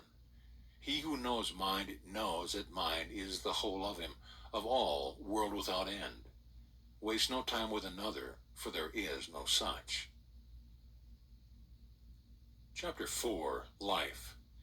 Is there anything that touches us more deeply than life? Is there anything of greater concern to the I that I am? But what is the general viewpoint concerning life? Does not the average so-called human assume life to be personal? Is not our every social, political, economic, and religious endeavor tied in with our concept of what life is with living? How can we make a living? Can we raise our standard of living? What is the level of living of our neighbors, personal, national, international? And yet so few really know the meaning or nature of life. It is strange in a sense that what concerns us to the very core should be so little comprehended or understood. From the human concept, science has tried to investigate material existence, medicine has probed into animal forms, theology has pontifically explained it, but what is life? Has anyone seen it, heard it, been able to lay hold on it, feel it with his hands? Is it not assumed to be elusive, ephemeral, a something over which we have but a subsidiary control, a something that can be snatched from us by disease, accident, hatred, fear, war, time, or even the elements? All modes of human thought base their conception of life as in the body of the person, the specific geographical location of its visible phenomena. But when conditions grow too unfavorable, life or soul leaves its supposed habitation, and the place thereof shall know it no more. Psalm 103:16. It is gone, but where? Some theological doctrines say the personal soul, disembodied, floats about, and under the right auspices can be contacted, that those of us who remain behind can be given help, direction, assistance by the departed, or those lovingly referred to as being on the other side when appealed to through the proper medium. The merits or demerits of conflicting theories as such, whether classified as scientific, theological, or mere personal opinions, do not concern us in this work, nor are they under scrutiny. Let each and every one believe what they will. There is no one to stop him. In the realm of belief, who is to say what is right, what is wrong? What basis is there for comprehension or judgment? Who is it to be judge, and who is to plead the case? Before what jury, and what is the possible penalty? Who laid down the laws, and from whence came the authority? Aside from mass support, what force can be brought to bear to coerce, punish, acquit, or command? Does mass opinion, human theory, or personal conviction particularly concern itself with truth? Cannot a dream run rampant, oblivious of the rules and regulation of one's waking moments? Do dreams ever make sense? Who is the dreamer? Is it a new idea to say that the dream is the dreamer? Opinion declares to the contrary and says that the dreamer is you or me, that we do the dreaming, that if there were no us there would be no dream. But who can prove that the dreamer is not the dream? It is the dream that dreams the personal, the man you, the human, sick, sinning, dying, me that it is involved in, rather than the reverse. As already stated, there is no personal, mortal you or me. We are not reflections, separate bits or sparks of life moving about in the atmosphere, encased in physical or material forms. God, the infinite, all, is forever completely present as life omnipresent, but not as a physical thing or personality, an organism, animal, mortal member of the evolving race of humans, even though they may be the more popular teaching of the day. One does not lay off his body in order to inherit life everlasting. One does not lay off a flat earth in order to have the only true, the round one. The only intelligent life present is God, I am. This I am identified right here is my identity myself. It is not dead, not mortal.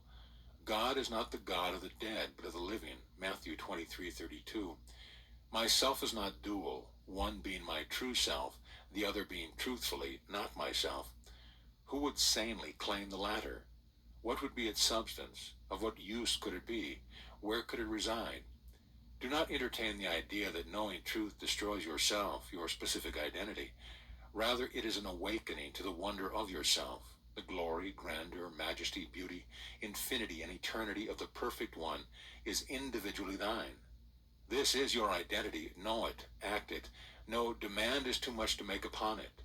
God, being all good and all life, without challenge, opposition, refutation, withholds no thing from present, all-conceiving intelligence, all-perceiving self. What then can be lacking? What can be added to all? Is there a separate mind that you assume has to know and understand, demonstrate, accept, or see this? How many minds, lives do you claim? What does truth claim? Which is right? Adam, where art thou? Flat earth, where art thou?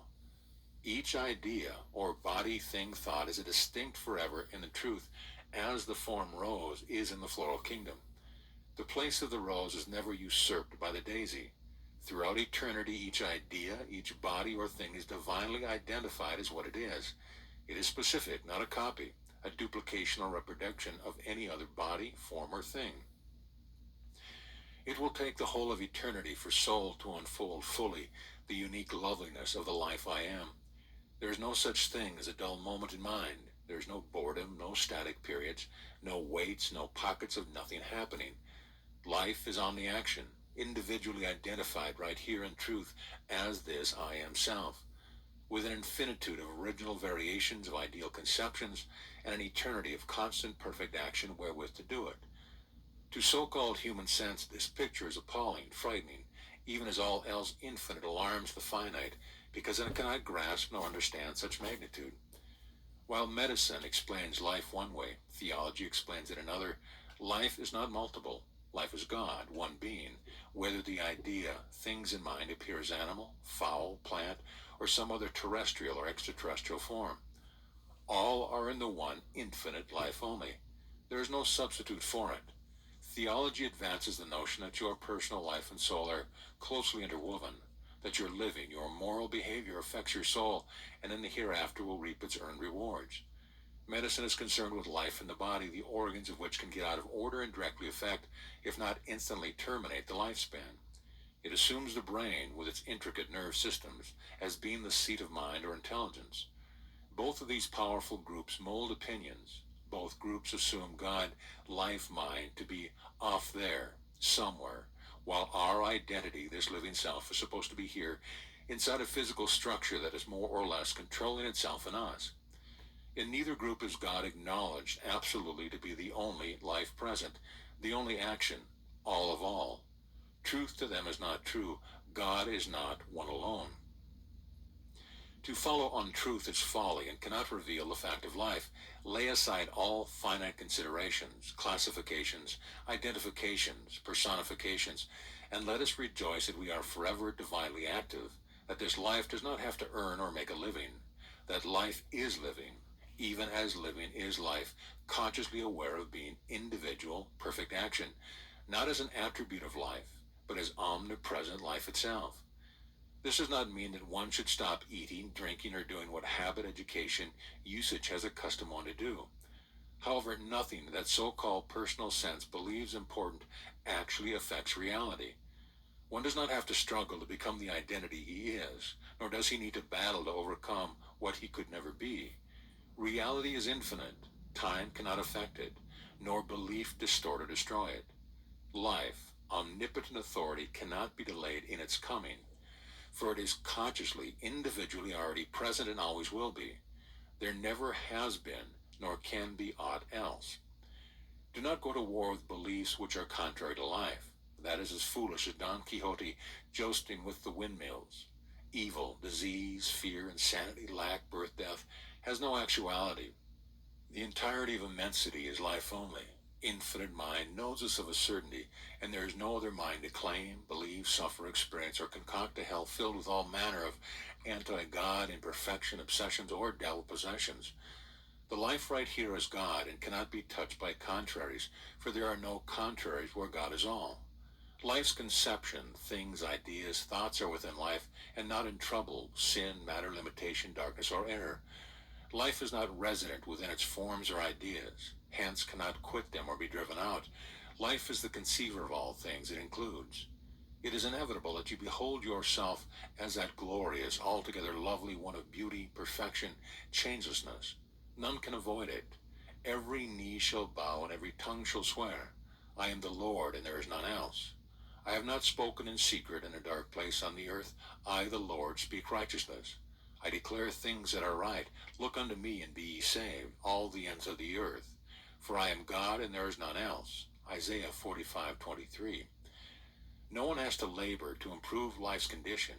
Who can add to mind? What then can be found or conceived that life is not already the perceiver of? Is anything missing from God, the all-inclusive perfect one? So long as human intellect is the basis for deduction, confusion, chaos, lack, and darkness must prevail. At no place does the human touch the one I am. To look to the man sense for light is like looking to the blind for guidance. Both shall fall into the ditch. One does not have to enter into a false, suffering, or sinning mind and lay it waste or correct and educate it. Life being all, evil does not exist to be healed or destroyed. In truth, one can do nothing to nothing. It is no thing to begin with, and no matter how mass psychosis acts or reacts to it as something, nothing remains nothing forever. Not even God, omnipotence itself, can make a lie the truth. Truth is forever all there is of truth. Leave nothing alone. It can neither harm, hinder, nor aid one. Life reality is secure, stable, unchanged forever. Your identity is as permanent, perfect, free as life itself. It is life itself being individually conscious, alive to itself. In this life, things you now feel you require are important, will fall into place. You will be aware of life more abundant than the wildest hopes or imagining of any so-called personal conceiving. Fullness of being, thrilling joy, ceaseless delight, vital spontaneity, eager enthusiasm, and constant new discoveries of how wonderful I am will flood conscious self-awareness throughout eternity. All ideas that are of use right now, such as perfect body and the abundant supply of those things, making up the heavens above, the earth beneath, the sea and the things therein, are spirit's norm. In the living light that is your soul self, there is no darkness at all, no accuser of our brethren. See Revelations 12:10. There is nothing anywhere that worketh or maketh a lie. Revelation 21:27. There is no loneliness, disease, deformity, separation, division, fear, or lack in God. This omnipresent perfect life is not to come at some far-off, some remote period after death, and the grave have claimed you. It is the only life you have at this very moment. The belief in time, age, or evolution will neither take anything from you nor give you aught. Life is perpetually full, glorious, complete, active, and satisfied. The promised wage of death may be theologically popular, may have medical backing, general acknowledgement, and personal consent, but this nowise alters the truth that God is life everlasting and does not die. At one time during the Dark Ages, it was generally believed that this round earth was flat. But did the belief make it so? Never. Death is not the crowning achievement of life. Why do humans struggle to propagate and maintain progeny if death is the best reward that can be offered life? Is this the ultimate accomplishment in which mortals should take pride? Are you man, a dying mortal? Are you a fallen child of the Lord God Yahweh, the mythical Jewish deity who first mentions death when threatening his specific handiwork, Adam and Eve? Is your life God or God's opposite? If God is the sole life of you, and that life can end, die, then God terminates in the grave. How can there then be any hereafter? Life is ended. No doubt deep within each of us has been the conviction that there must be something beside this threatened darkness, this unpleasant popular conception of birth and death. We have been spurged to struggle against the odds that mortality promised, even though from our youth up we have been hounded by its warning, circumscribed by its limitations, darkened by its stupidity, beaten by its stripe. Unconsciously, the threat of death has influenced our daily conduct. Our lack of long-term life has colored all we think and do as a race of humans. We accept and speak of ourselves as physical, mortal, personality born into the family of man, the prey and the subject to evil, to sin, to certain and inescapable death. Time, age, deterioration, aided by ferocious attacks of misery, suffering, disease, and troubles, make the struggle for even a short survival grievous to be borne. Matthew 23:4. Theology would soothe us by holding out the hope of a hereafter, wherein the good soul, the one who obeyed standard ecclesiastical laws, practiced moral conduct, gets a one-way ticket to heaven. The bad soul finds itself slated for hell. This in spite of the Christian declaration that the kingdom of God is within you, Luke 17:21. Neither heaven nor hell is a place. It is a condition of awareness. To know yourself is heaven. To ignore yourself is to ignore life, God, and his hell. It is that simple. It is as obvious today as it is purported times of Jesus. Truth, God, life, reality was not changed, for time does not exist in truth, nor truth in time. Marriage in this human existence is considered the norm. By means thereof, racial perpetuity is assured, the family name carried on. This biological getting together supposedly begets the spark of awareness called life in the flesh. In truth, God only is life, and God never marries. Yet God continues forever as unabated, undiminished, and unaltered total life, indivisible and inseparable. How then does a portion of God originate in this conjugal union? To the man's sense, it may seem a union of the sexes is requisite for life to continue on this planet. However, in truth, there is only one infinite, one all life, without variableness or shadow of turning. It is never portioned out, incubated, nor developed in such finite manner in the kingdom of heaven. God does not require the sex act in order to behold itself life omnipresent. The process is mortal, not divine, and supposedly originated in the mist, creation.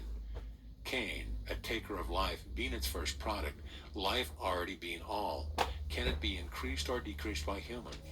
Can changeless perfection be increased, multiplied by physical desire, or decreased by a supposititious devil who can slay God or life?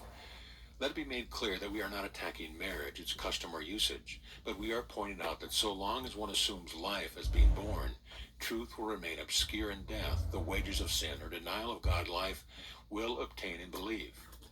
In Luke 20:34-35, we read, Jesus answering said unto them, The children of this world marry, and are given in marriage, but they which shall be accounted worthy to obtain that world and the resurrection from the dead, neither marry nor are given in marriage.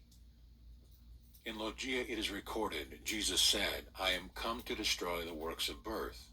To have a beginning for life is to be assured of an ending. God only can be life as it is. Why? Because only God is life, intelligence, mind, consciousness, awareness, presence. The human attempt to see life as coming into being, whereas in truth it is being, is the great dragon, that old serpent called the devil and Satan, which deceiveth the whole world. Revelation 12:9. So long as one's sense of life is within boundaries, limits, then his every act must be crowded into this short allotment. Each move then occurs at a specific time, a specific place, is measurable, hence can be predicted. Astrology claims mathematically to calculate this finite activity and sometimes, to a remarkable degree, is accurate. It is like a railroad schedule which sets forth the hour of arrival of each separate train at each specific destination, based on the hour it starts from any given point. So astrology charts one's human journey through this vale of tears, the stations he stops at and his final demise, his last station, based on the place and exact minute of his start. One might call this a form of fatalism. Well, it is, to believe you are a material person, humanly or biologically conceived. That life, God, begins by nerve irritation. To believe that you are a man is fatal. Mortals are as convinced that they must die as they are that they were born. Regardless of what is believed to happen in a soul, a mortal assumes that his body will be taken in custody by the Grim Reaper. He may be mourned as gone over, passed away, or departed, but of a certainty he is sure he will not permanently remain here in a visible guise for the rest of us to do business with. Is it any wonder that those holding to the general concept of life suffer continued trouble and faintness of heart? Where such may be successful in accumulating much of this world's good, power, fame, a large family, a following, he bears a sadness within his breast that he cannot take it with him. As he came into the world naked, so he must go out of it. Remember, dear reader, this is all concerning man, human sense, the biblical race of Adam and his progeny, which began under cover of an impenetrable cloud, darkness, or mist, and continued in a deep sleep which fell upon Adam. Cain, having fulfilled his first major assignment as a mortal, leaves his parents and repairs to the land of Nod, sleep, slumber, dreamland, to renew or beget more of himself. Prior to Cain's conception, Adam and Eve already were permanently excluded from Eden, at the entrance of which hangs the sword of truth. Adam, man, the mortal, could not abide in God's presence in order to till the ground from whence he was taken. This theological myth of fleeting life, vulnerable identity, this separate personal existence that is supposedly capable of choosing between good and evil, could only pretend to thrive outside truth's boundary. Never could it survive an attempt to pass the sword of truth, God's allness, into heaven. That which denies truth is anti-life. Anti-intelligence, anti-love, and anti-purity, anti-perfection can never return to reality, for it has no validity to begin with, has no original state to return to, nothing to give up, because it has never existed in truth. To infinite life, no change, no come and go, no fall and rise, no sin and redemption is possible. Life is the same Holy One yesterday, today, and forever. From the omnipotent, all-knowing, all-inclusive one, the race of Adam is perpetually excluded. Medically looking into matter, flesh, physically, animal, and structure has not revealed life's nature. Ignorance is not intelligence, truth, and cannot identify it. Only God is being all. No atom, no human or finite sense ever has, nor ever can be. The observance of man-made laws, rules, and dogma, whether theological or medical, general or personal, does not protect, preserve, or extend endless life. It is eternally perfect, safe, secure, and active. Man does not possess nor experience life. The life you are living is not human, it is divine. There is no other life.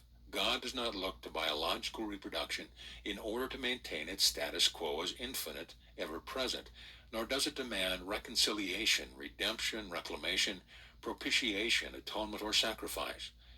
Being all of all, perfect, unfallen, the alone one, there is no sin to atone for, no sinner to do the atoning, no death to attack life, and no life that can forsake or deny itself by dying.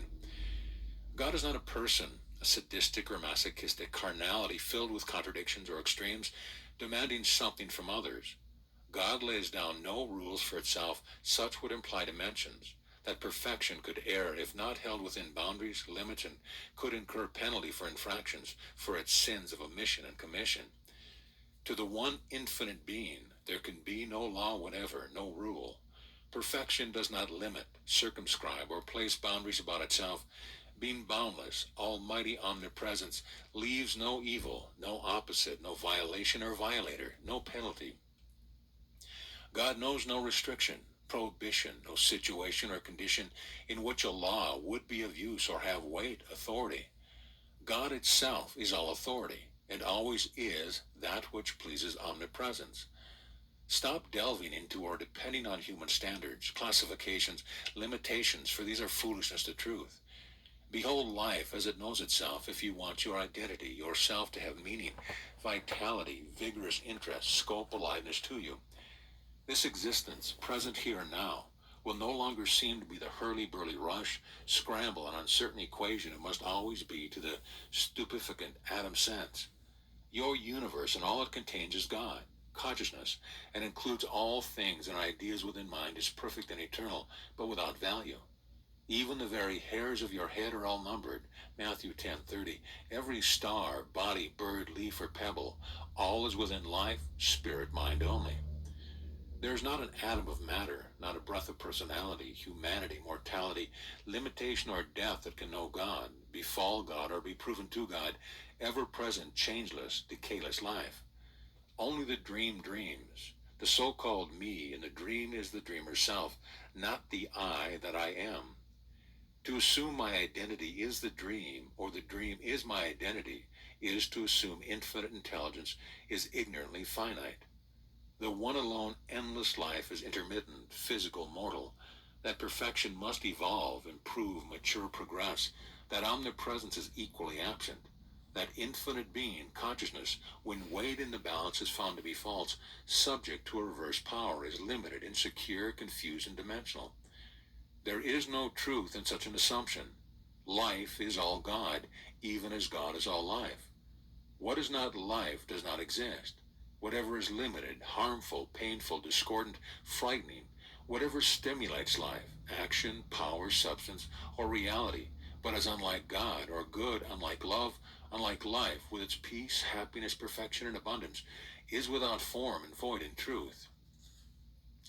If what appears to be form in life, something not good, such as pest or diseased growth, destructive or malignant germs, an active virulent virus confront you, do not attack it. Such effort makes the battle formidable and thwarts accomplishment or victory. Turn wholly to the one infinite mind, the all-present, for herein is no contrary or disease, life, presence, or action. My conscious mind is not guilty of a sin of omission nor of commission. Therefore it has no problem, no disease, disaster, difficulty, lack, no contest with an enemy or opposer.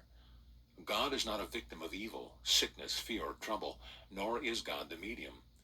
Life is neither food nor foundation for parasites of any nature. Present perfection cannot sustain or maintain disease, nor give strength and vitality to an opposite power to deny or destroy itself. God, life, intelligence, is not a suicide, is not a contributor to its self-effacement or defacement. Whatever pretends to deny life's perfect presence, action, power, and awareness, the individual conscious identity, the soul substance, is a fraud. Omnipresence leaves no place for sin or sinners. Omnipotence leaves no power to something else. Omniscience leaves no knowledge of less of all, no awareness of more than all. Omni-action leaves no stagnation, paralysis, impaired action, inaction, obliteration, or death of action. Life is alive to its allness. All is life being alive forever. Chapter 5.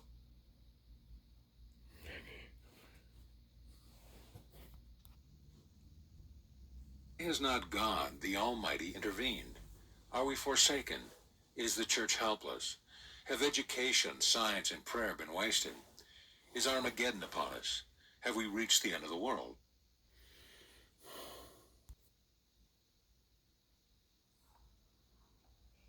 Chapter 5. Substance.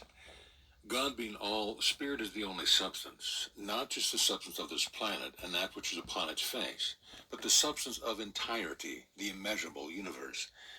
Education via science or science via education advances many theories concerning the nature of the world as material, of what it is composed, from whence it came, and where it tends. The mad scramble of power politics, the stockpiling of nuclear weapons, the seizure of territory, the enslavement of nations, the amassing of material, the manipulation of finance, all this is based on a general assumption that substance is material, physical, composed, or minute particles which can be harnessed to serve those in possession of the technique. Scientific education bases its finding on a finite universe of measurable dimension, whereas truth reveals itself to be the only universe there is, unchanging, indivisible, inseparably the one whole entirety. Education, study, applied scientific practice has its place in today's society. In fact, society would find itself hard-pressed to subsist without it.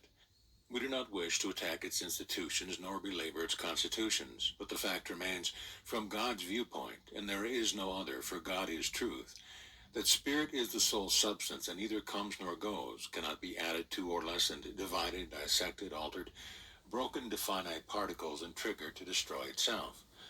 To comprehend substance as it is, one must start with truth.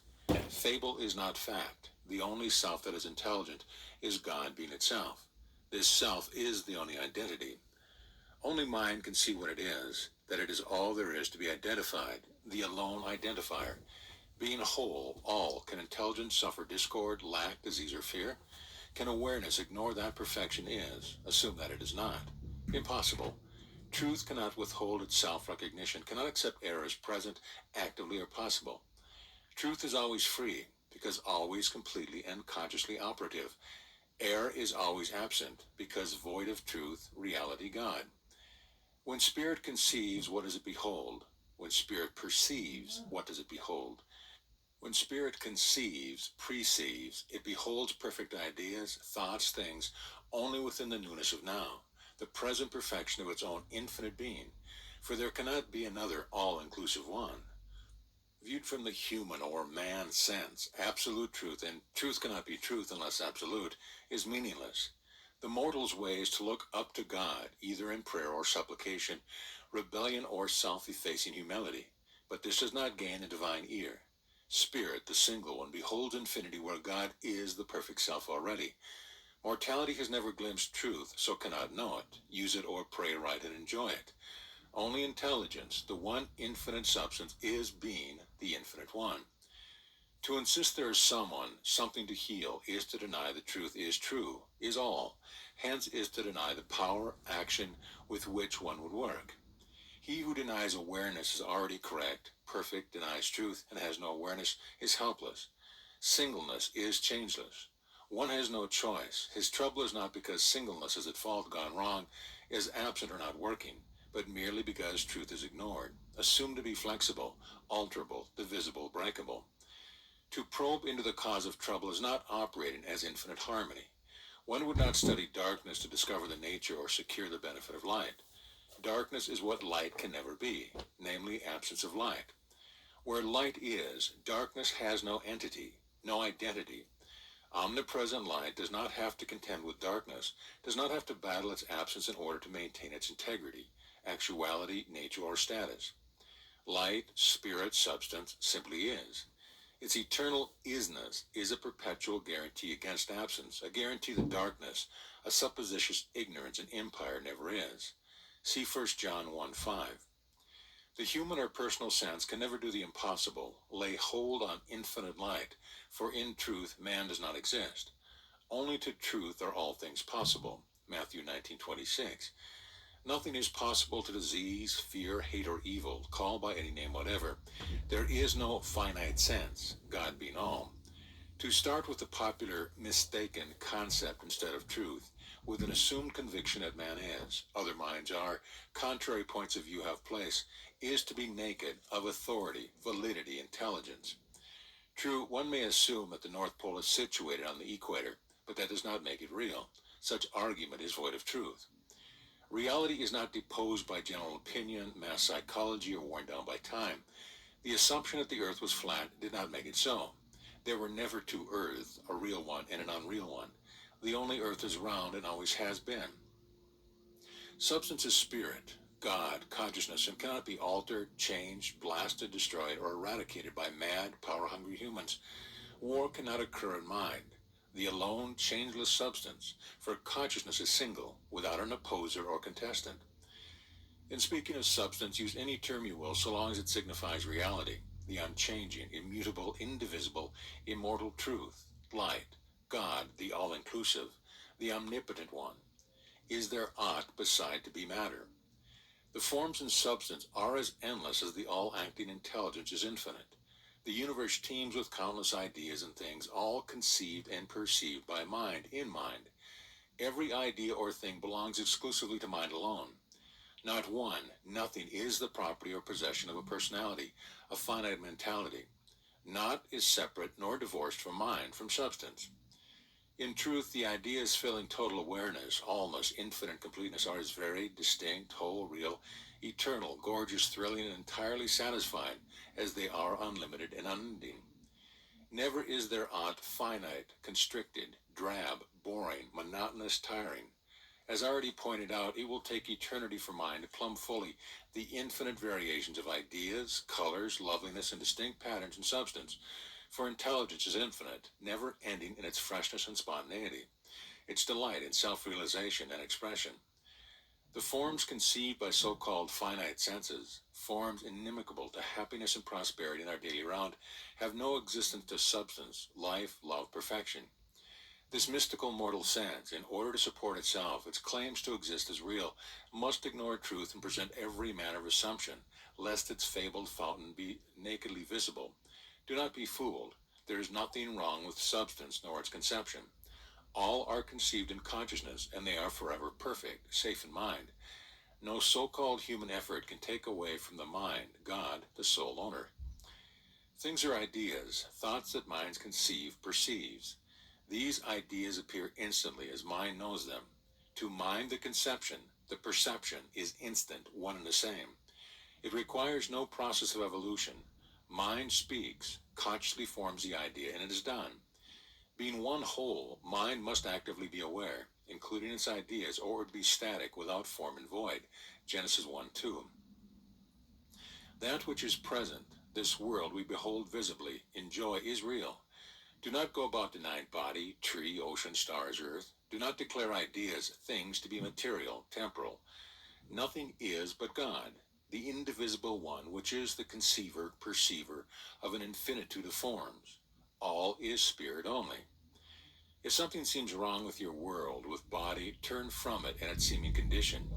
Look wholly to God. Rejoice in that infinite mind is knowing itself to be. God's condition, the condition of the omnipresent, omnipotent, omni-acting one, is the only state, the sole condition of every idea, thing, inclusive of body.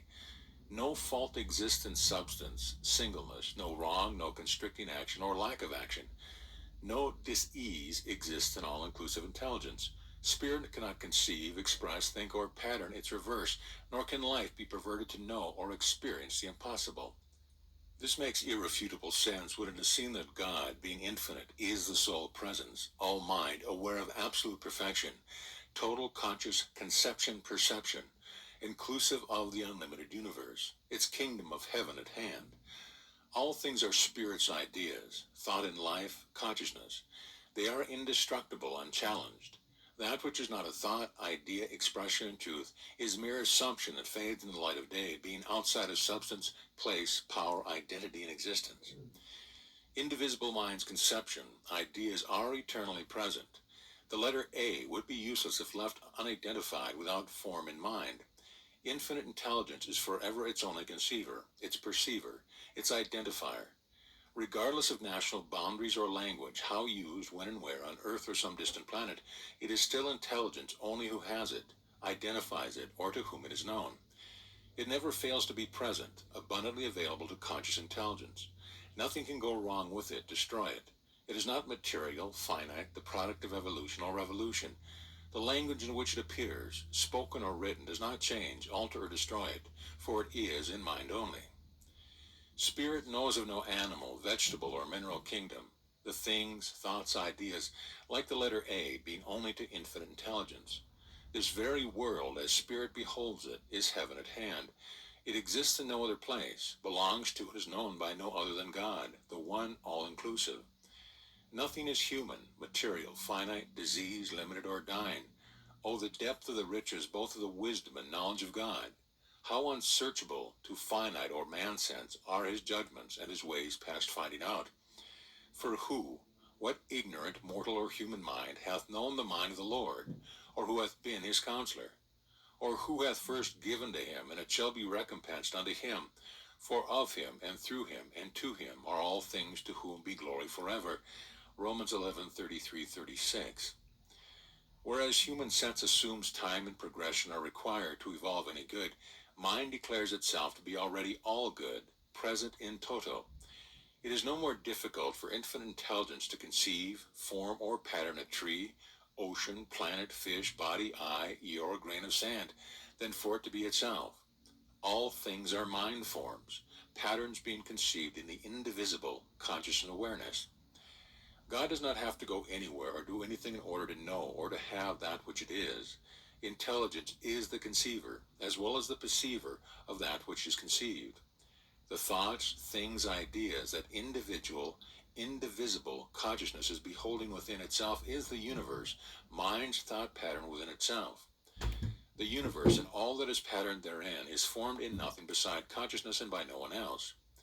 Who will say unto him, What doest thou? God alone spreadeth out the heavens, and treadeth upon the waves of the sea, which maketh Arcturus, Orion, and Pleiades, and the chambers of the south, and which doeth great things past finding out, yea, and wonders without number.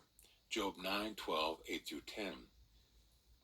To seek things as if they were limited, scarce as, if wealth were the mere physical possessions of things, is to search in ignorance. What you gain will slip from you. Your success is frustration. Seeking as man, one cries, Behold, I go forward. But he, good, wealth, health, happiness, success, is not there, and backward, but I cannot perceive him. On the left hand, where he doth work, but I cannot behold him. He hideth himself on the right hand, that I cannot see him. Job 23:8-9. Finite seeking may seem to result in one getting, but it avails him nothing. Truly it has been written to such, If any man have ears to hear, let him hear. And he said unto them, Take heed what you hear, with what measure you meet. It shall be measured to you, and unto you that hear shall more be given. For he that hath the recognition of self, knows his own identity, is aware that God is the sole mind, the entirety of substance, all of all. To him shall be given, and he that hath not truth, from him shall be taken even that which he hath, or seems to have. Mark 4:23-25. Individual conscious intelligence sees all things already within mind, at hand, and not afar off. God being itself is the one and only total supply. All of all is present forever. With God all things, the formation of all ideas and things are possible. Mark 10:27. To the infinite mind, any idea or thing, thought is forever available and at hand. Consciousness is the sole conceiver, perceiver, and includer. No time is required for mind to think its thoughts. It is faster than time. To turn to God merely to lay hold of an abundance of the loaves and fishes will not pay off. Such an approach is finite, human endeavor. It is a senseless attempt for the finite to secure the ideas in God because they are infinite. The finite cannot function with or make use of the infinite. The one is forever unknown to or by the other. Divine awareness leaves no place for aught limited, ignorant, impossible, finite. If the infinite could appear within the finite concepts, it would explode the latter. Darkness cannot swallow light and maintain its status quo. God, substance, does not depend upon another. God does not have to borrow from another, for there is no other than itself. God cannot be delayed. One never has to wait for itself to be omnipresent, omnipotent, or to know fully that substance is omniactive. You ask, what should one do when troubled with lack, debts, and insufficiency to pay for all our daily needs? The answer is simple, though one may not find it easy due to education and habit. Should the attempt be made as a man trying to reach up to God, failure is assured. To follow truth merely because one assumes truth is easy and profitable road to abundant riches, or because he has experienced instant help in an hour of great distress, or because he has eaten and been filled to confusion, frustration, and disappointment. Only in the light of the allness of God can substance be known, realized, be seen unfailingly available, unmarred, unimpaired, and unblemished. One cannot claim a mind that believes in lack without denying God as the only mind. One cannot claim he is human, man, mortal, or that he has neighbors who are, without disowning spirit, the self I am. One cannot claim to be finite personality acquainted with fear, disease, insufficiency, without discrediting truth, presuming it to be a lie and a liar. The I that I am can never be less than absolutely aware as the one infinite presence. It is conceiving, perceiving within itself every idea form that exists. Each idea is an infinite, perfect, unique conception, and is forever within its conceiver. Not an idea in mind lies fallow, is misplaced, prematurely conceived, mistakenly formed, or unimportant to infinite intelligence who pattern it for itself, by itself, within itself, but no idea has value. Furthermore, the only one who identifies the idea includes the idea which is now being conceived within the self I am.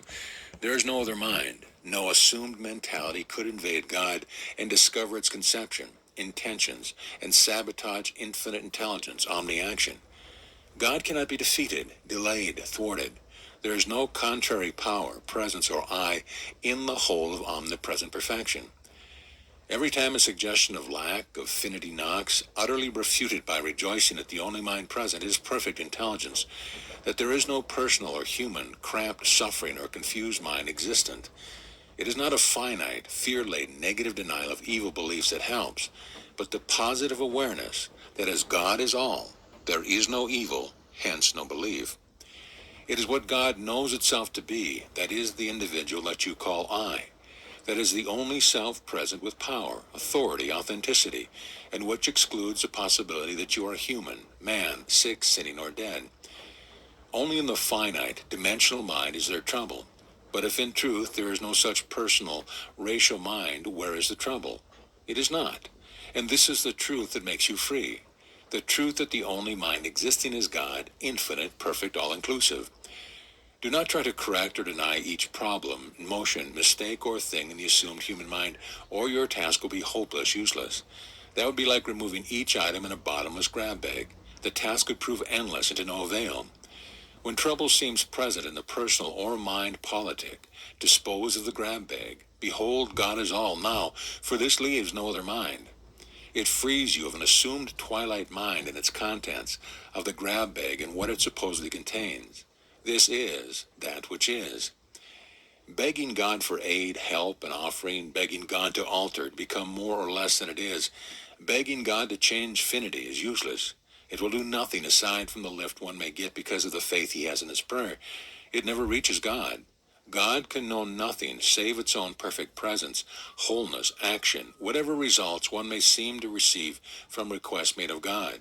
As if God were a changeable human abiding somewhere beyond here, is not because God has heard the prayer, but because the one praying has elevated himself above the limiting constriction or certainty that the problem was unsolvable and permanent.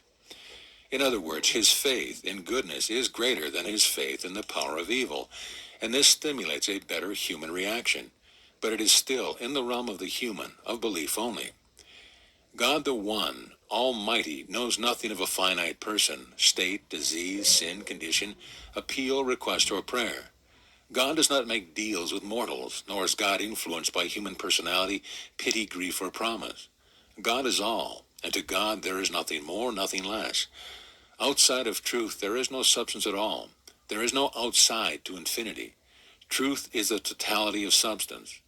Use any synonym for the infinite one that means absolute, all-inclusive totality to you. As repeatedly stated, life, love, truth, substance, consciousness, health, wealth are not attributes or qualities of God. They are the same one, God. The visible physical phenomena is not indivisible mind's infinitely perfect conception perceptions. Mind's thought are eternally perfect as ideas, pattern, and things. To declare mind, substance is all, yet leave infinite intelligence, action unexpressed, is divisibility. Infinite mind without ideas would be omni-action in a state of stasis, unaware of being.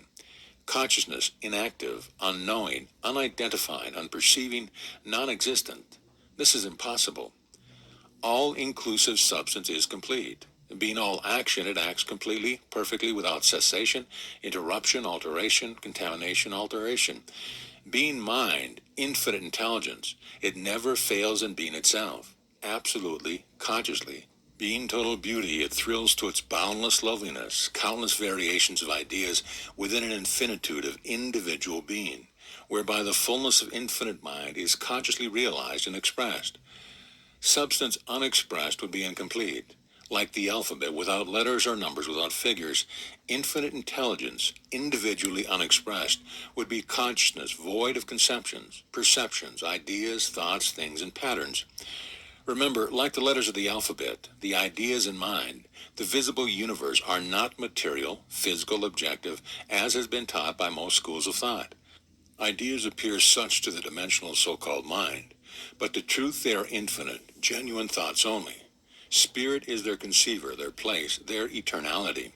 Spirit is all there is, hence only spirit can be the substance of things hoped for, the evidence of things not seen, by human sense which ignores spirit. Hebrews 11:1. It cannot be pointed out too often that the kingdom of heaven, inclusive of every good thing, is already present. It is infinitely stretching out in all directions and is mine included within intelligence God, without money and without price. Isaiah 55:1. Substance belongs to God exclusively, nay, exclusively is God. No substance, good, no God can be captured, held, used by another, abused, deformed, transformed, constricted, malformed, or even sensed by the reverse of intelligence. Intelligence alone is being all. Only the infinite one can plumb the depths of infinity.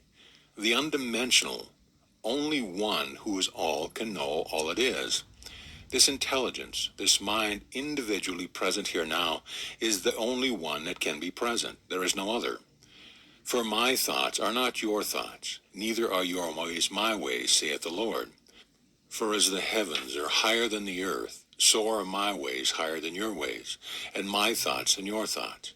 For as the rain cometh down, and the snow from heaven, and returneth not thither, but watereth the earth, and maketh it bring forth and bud, that it may give seed to the sower, and bread to the eater, so shall my word be that goeth forth out of my mouth. It shall not return unto me void, but it shall accomplish that which I please, and it shall prosper in the thing whereto I send it. For you shall go out with joy, and be led forth with peace. The mountains and the hills shall break forth before you into singing, and all the trees of the field shall clap their hands. Instead of the thorn shall come up the fir tree, and instead of the brier shall come up the myrtle tree. And it shall be to the Lord for a name, for an everlasting sign that shall not be cut off. Isaiah 55:8-13. That the nature of substance be absolutely clear, let us restate it. Substance is perfection, the entirety of existence, absolutely indivisible. This hand, this heart, this body, this ocean, this world, this universe is not mine as a personality possessing anything. I am not a human being incarcerated within body, world, universe. I am not subject to things, but things are subject to me. I am not dependent upon things for aught, but their existence is dependent upon me. I am not man. The only I is mind, God, the substance in which all ideas exist. Everything belongs to God, consciousness. Nothing is material. All is spirit only. This does not mean that things, ideas, are deprived of their form of substantiality, durability, toughness, and serviceability, but just the reverse. Mind conceives them in all which is eternally durable, thinks them in itself which lasts forever to ever. Everything is infinite within the universe as a conception, thought, thing, idea, pattern that the one mind has formed for itself, by itself, within itself. Regardless of what time, the sign of the zodiacs, numbers, cards, the lines on the bottom of the foot or on the palm of your hand, tea leaves, or any other system of prediction tells you of your past, present, or future. Not one iota of such pronouncement have any truth in them. Only what voices the allness of God is true. All human prophecy assumes the one is born to die, limited in all respects, whereas truth reveals just the opposite, that life is eternal without interruption, that intelligence is infinitely individual as well as individually infinite, that our identity is as everlasting as life, because it is life. God does not have to wait for aught good, for God is good. Intelligence looks out its fields and sees that they are white already to harvest, John 4:35. That which reputedly comes of dust cannot hope to rise higher than its source. What part of it can be saved, regenerated, lifted up? Who can hope to make it divine? Can that which is not God ever become part of God? Can one add to the perfect one? Has one ever taken from the altogether perfect presence? Has mind's status changed? Can darkness endure light, invade light, and put it out? Can infinite light lessen darkness, or is light a perpetual exclusion of darkness? If there were a finite, ignorant human mind, and through prayer the Almighty Spirit was already called to minister thereto, would not the finite instantly be no more? Can a spot of frigid cold dwell in the heart of the sun's heart? While so-called human events may appear to go on as before, once one beholds the God truth, that the individual and the indivisible are the whole one, conceiver of everything, all things will appear changed in a moment, in the twinkling of an eye. A joy unspeakable will well up within one, all things seem new. Yet in that same moment he will behold that truly, that there is no new thing under the sun.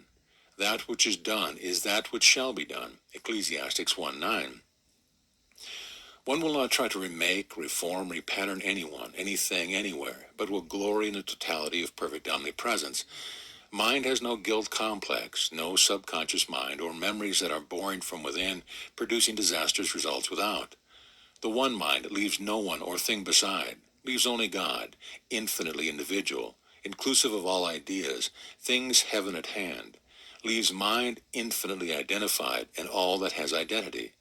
Mind is all. This leaves no believer in matter or mortality, humanity or man, evolution or revolution.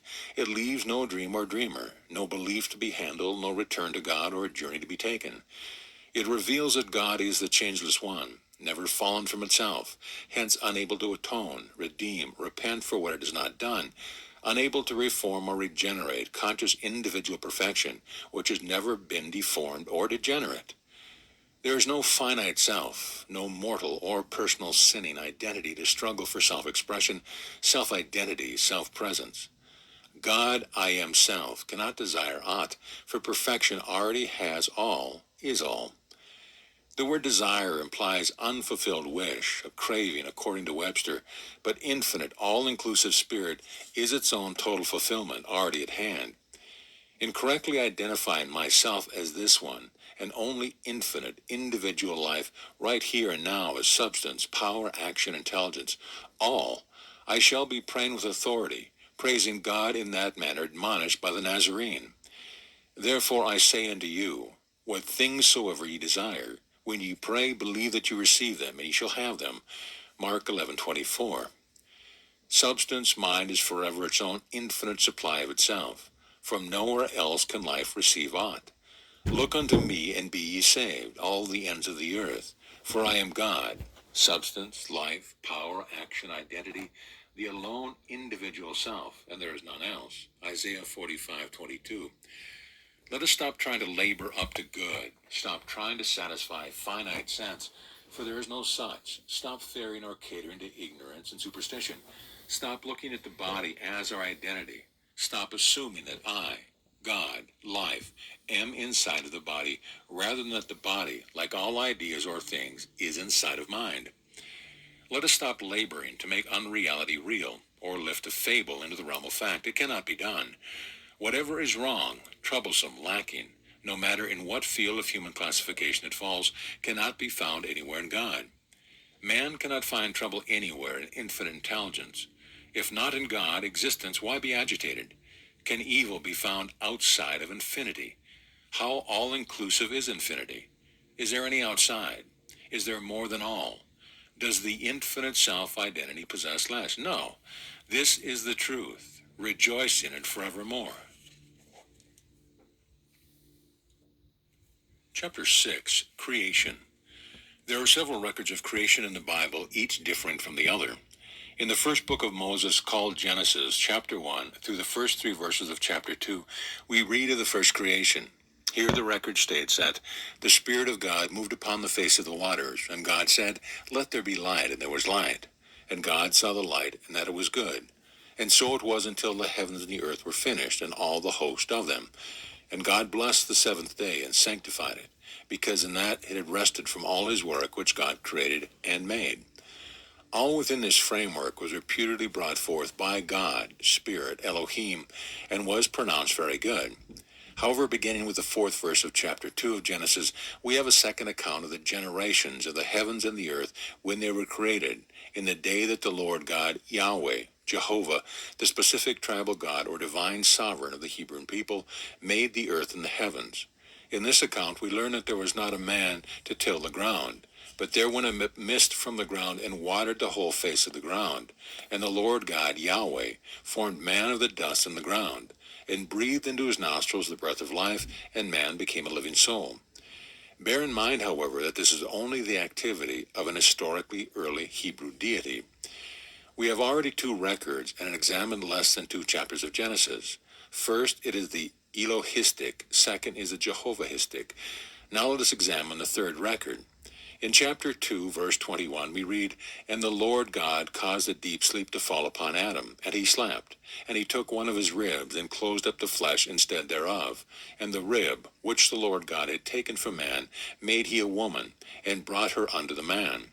And Adam said, This is now bone of my bones, and flesh of my flesh. She shall be called woman, because she was taken out of man. Therefore shall a man leave his father and his mother, and shall cleave unto his wife." Study of this passage reveals many startling things. Why, if dust was the source of Yahweh's man, did he not make woman from the same mixture? Why should he have to break down his original product, take a rib therefrom, and make the rib into a woman? But then, if this troubles you, dear reader, remember, it only went on under the blanket of mist that covered the whole face of the ground. Of course, added to the mist, to guarantee no slip-ups or spying by the victim, it was performed under a deep sleep, from which there is no record of an awakening down to this very day. Apparently, even Yahweh could not perform such a surgical operation without the benefit of a heavy anesthetic. This man Adam, this dust composition into which nostrils Jehovah breathed the breath of life, this concoction of a tribal deity concerning whom the prophet Isaiah commanded, "Cease ye from man, whose breath is in his nostrils, for wherein is he to be accounted of?" Isaiah 2:22 is quite a character. He is not fazed by either the impenetrable mist which envelops him or his deep sleep. Without sight, without even troubling to wake up, he instantly knows all about Eve, where she came from what purpose, and what her future holds for her. He glibly talks about man leaving his father and mother, yet supposedly this Adam is the first and only person extant. He is known neither father nor mother. He was originally but a pile of dust, a mixture of mud into which the Lord God supposedly blew the breath of life, gave identity like unto itself, and wherein only the claim that it is living, real, would seem to make sense. What an insight Adam has. He talks about man cleaving unto his wife, regardless who might stand in the way, and they shall be one flesh. Nothing up to this point has been suggested to Adam that Eve was strictly meant as a means of further generation, yet he seems to know all about it, that there would be children, mothers, fathers, wives. Apparently Adam's IQ is very high. Instinctively he sensed that the Lord God had reached his limit, done his best, spent himself, for why else had Yahweh had to resort to operating on the man in order to manufacture the woman? There was still plenty of dust, and to breathe into it would be far more simple than surgery. Adam was sure that from now on it was up to him to bring forth his kind, and he had no intention of allowing it to become one-sided.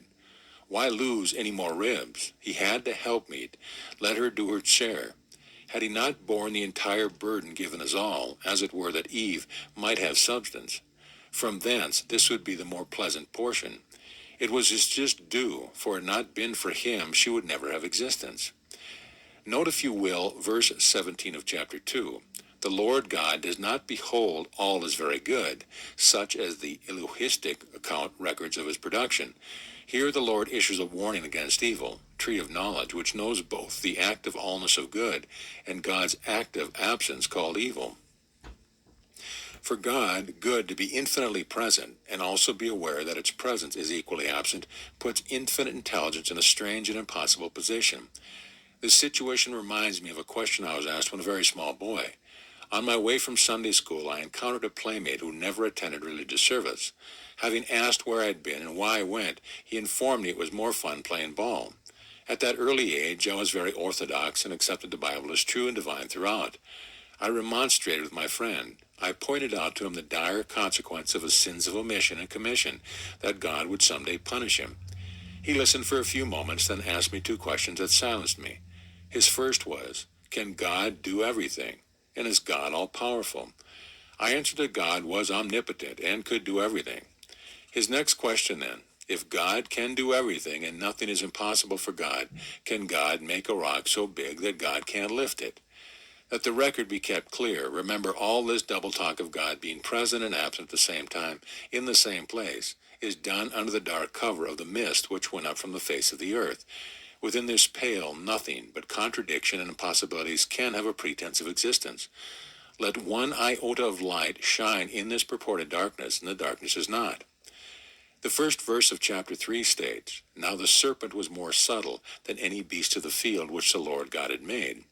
Please notice that the comparative degree, more, is used, meaning that everything the Lord Yahweh had brought forth was elusive, wily, cunning, crafty, artful, artificial, imitative, skillful, or ingenuous in gaining an end, adroit, hence crafty, wild, and trickery. In verse 20 of the same chapter, and Adam called his wife's name Eve, because she was the mother of all living. Yet the Lord has already brought forth all things that are living. Eve was but a rib removed under the deep sleep from Adam, the last production stage by the Lord. Nevertheless, the credit for all living, including Adam, is given to Eve, without so much as a byline for the Lord.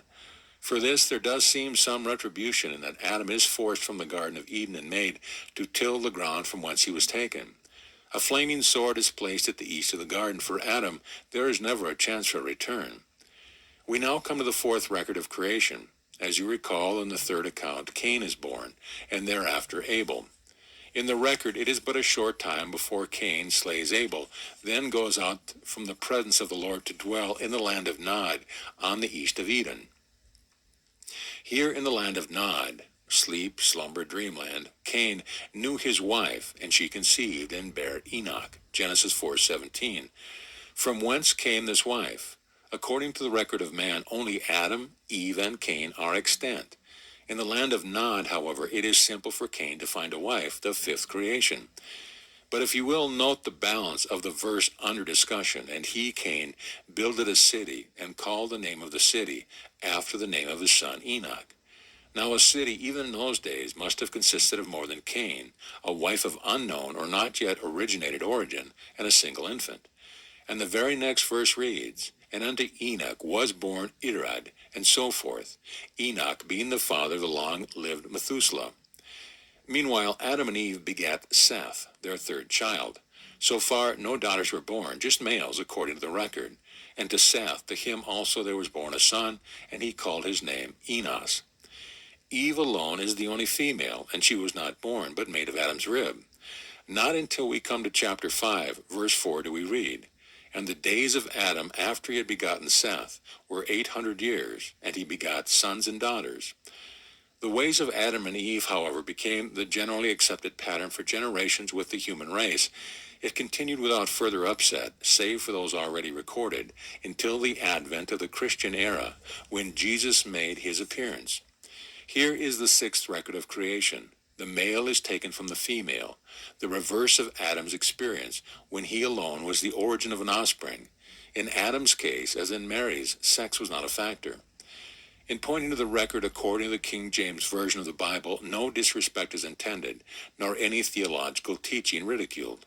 However, it is important, if you would understand this work, that the reader challenge any statement offered him pertaining to life, identity, self, and see if it is in accord with truth or merely a figment of mass psychology, theological philosophy, social custom, or unquestioning complacence. Because certain beliefs are time-honored, this does not make them factual. As so often pointed out, the years during which the earth was purported to be flat did not make it flat. God is purported to have brought forth the creation, is supposed to be the origin of opposites of good and evil, love and hate, award and punishment. Because the masses have accepted this for centuries does not make it fact. God did not create a universe and people it with children, offspring of itself, nor did it cause or produce a male and female and order them to do its work, for all to replenish, stock, supply, fully to fill again, especially after having been emptied, to stock anew, the earth and subdue it. If produced by God, pronounced very good, what was there about it that must be subdued, conquered, and overcome? God, who is all of all, life, perfection, substance itself, does not look to an animal or vegetable kingdom for existence and identity, constancy, or self-perpetuity. Perfection already is perfect. It is the alone one, whole beside whom there is nothing else. What about God can be subdued, or needs to be? By whom could such be accomplished, even if such nonsense were possible? Anyone who begins with the human point of view may take stock in this theological myth merely because it is some general acceptance. He may assume he lives because of the food he eats, that he depends upon the animal, vegetable, mineral kingdom for survival, upon sex for continuity of the race, upon evolution and growth for progressive perfection word. From such a viewpoint, infinite God is nebulous, while the things that are blindly seen, mistakenly felt, impossibly heard are the realities. Truth exists in only one place. It cannot be found where it is not, nor in what it is not. Truth cannot be discovered, exist, or used by anyone but itself. Truth is truth only to itself. Truth is God only. Only God is truth. This cannot be stated too often. To look for God anywhere save here, where God is to ignore truth. To seek truth outside of God, its entirety is blindness. To assume aught but intelligence itself can comprehend infinity.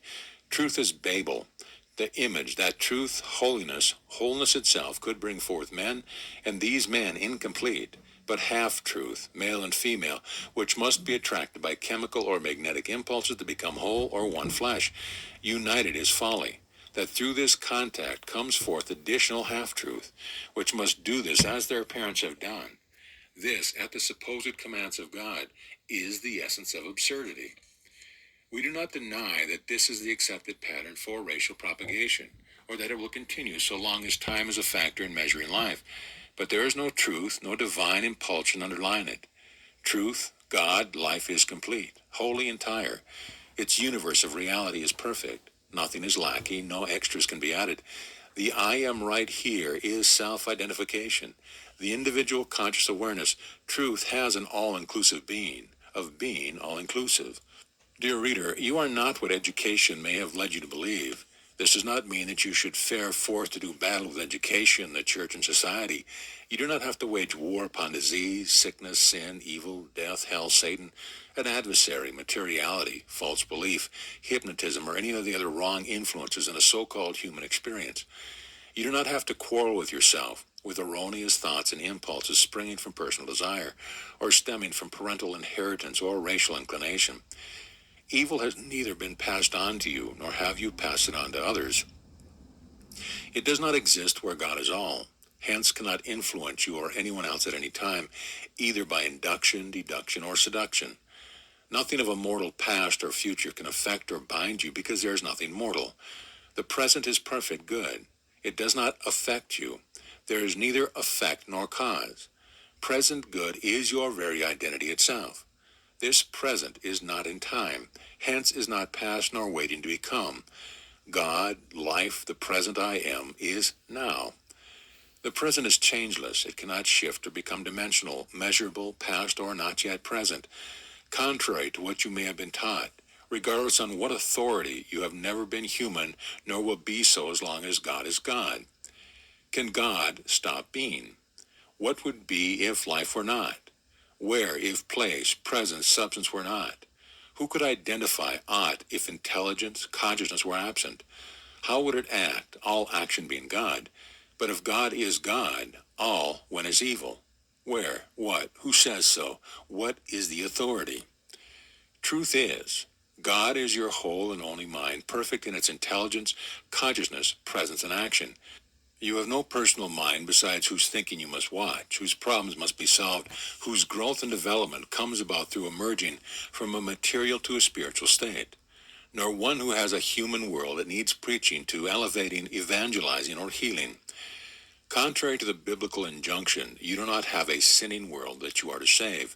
You have but one world, that which God includes within infinite intelligence, the kingdom of God which is within you. This world is not poor, nor is there aught within it for which you should feel sorrow, pity, and heartache.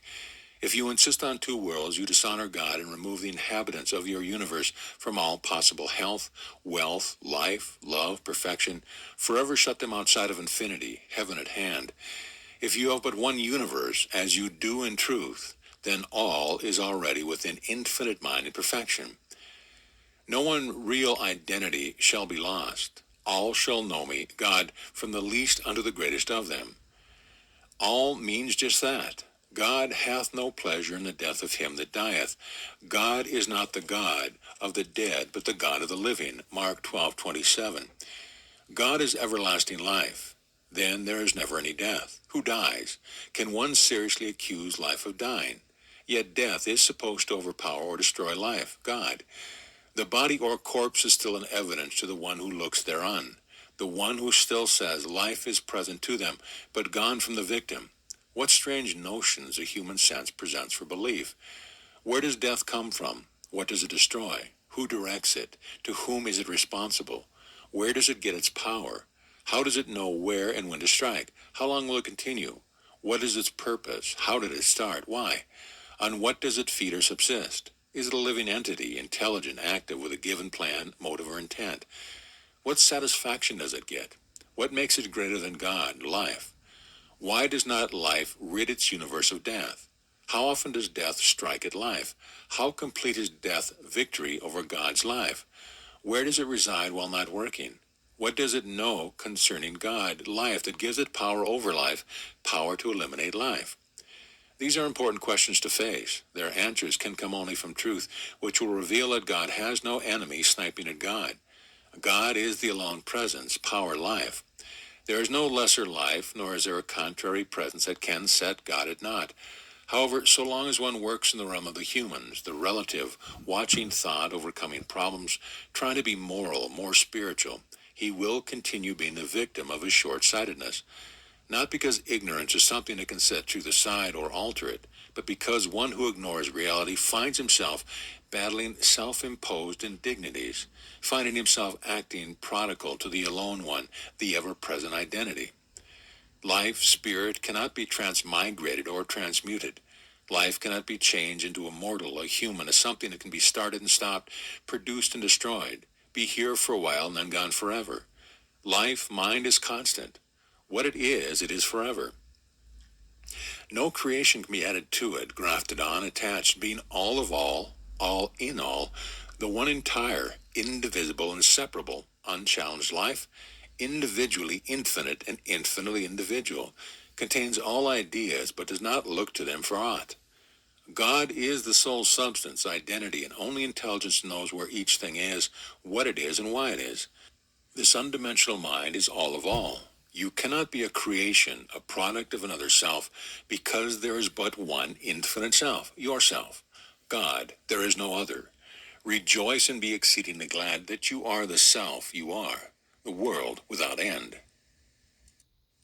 Chapter 7, Treatment. How to get relief from the pressures and pains that beset humanity, this is the raging question of the day. Every field of endeavor in the framework of civilized society is aimed toward bringing better health, better living, and better time into the experience of mortals.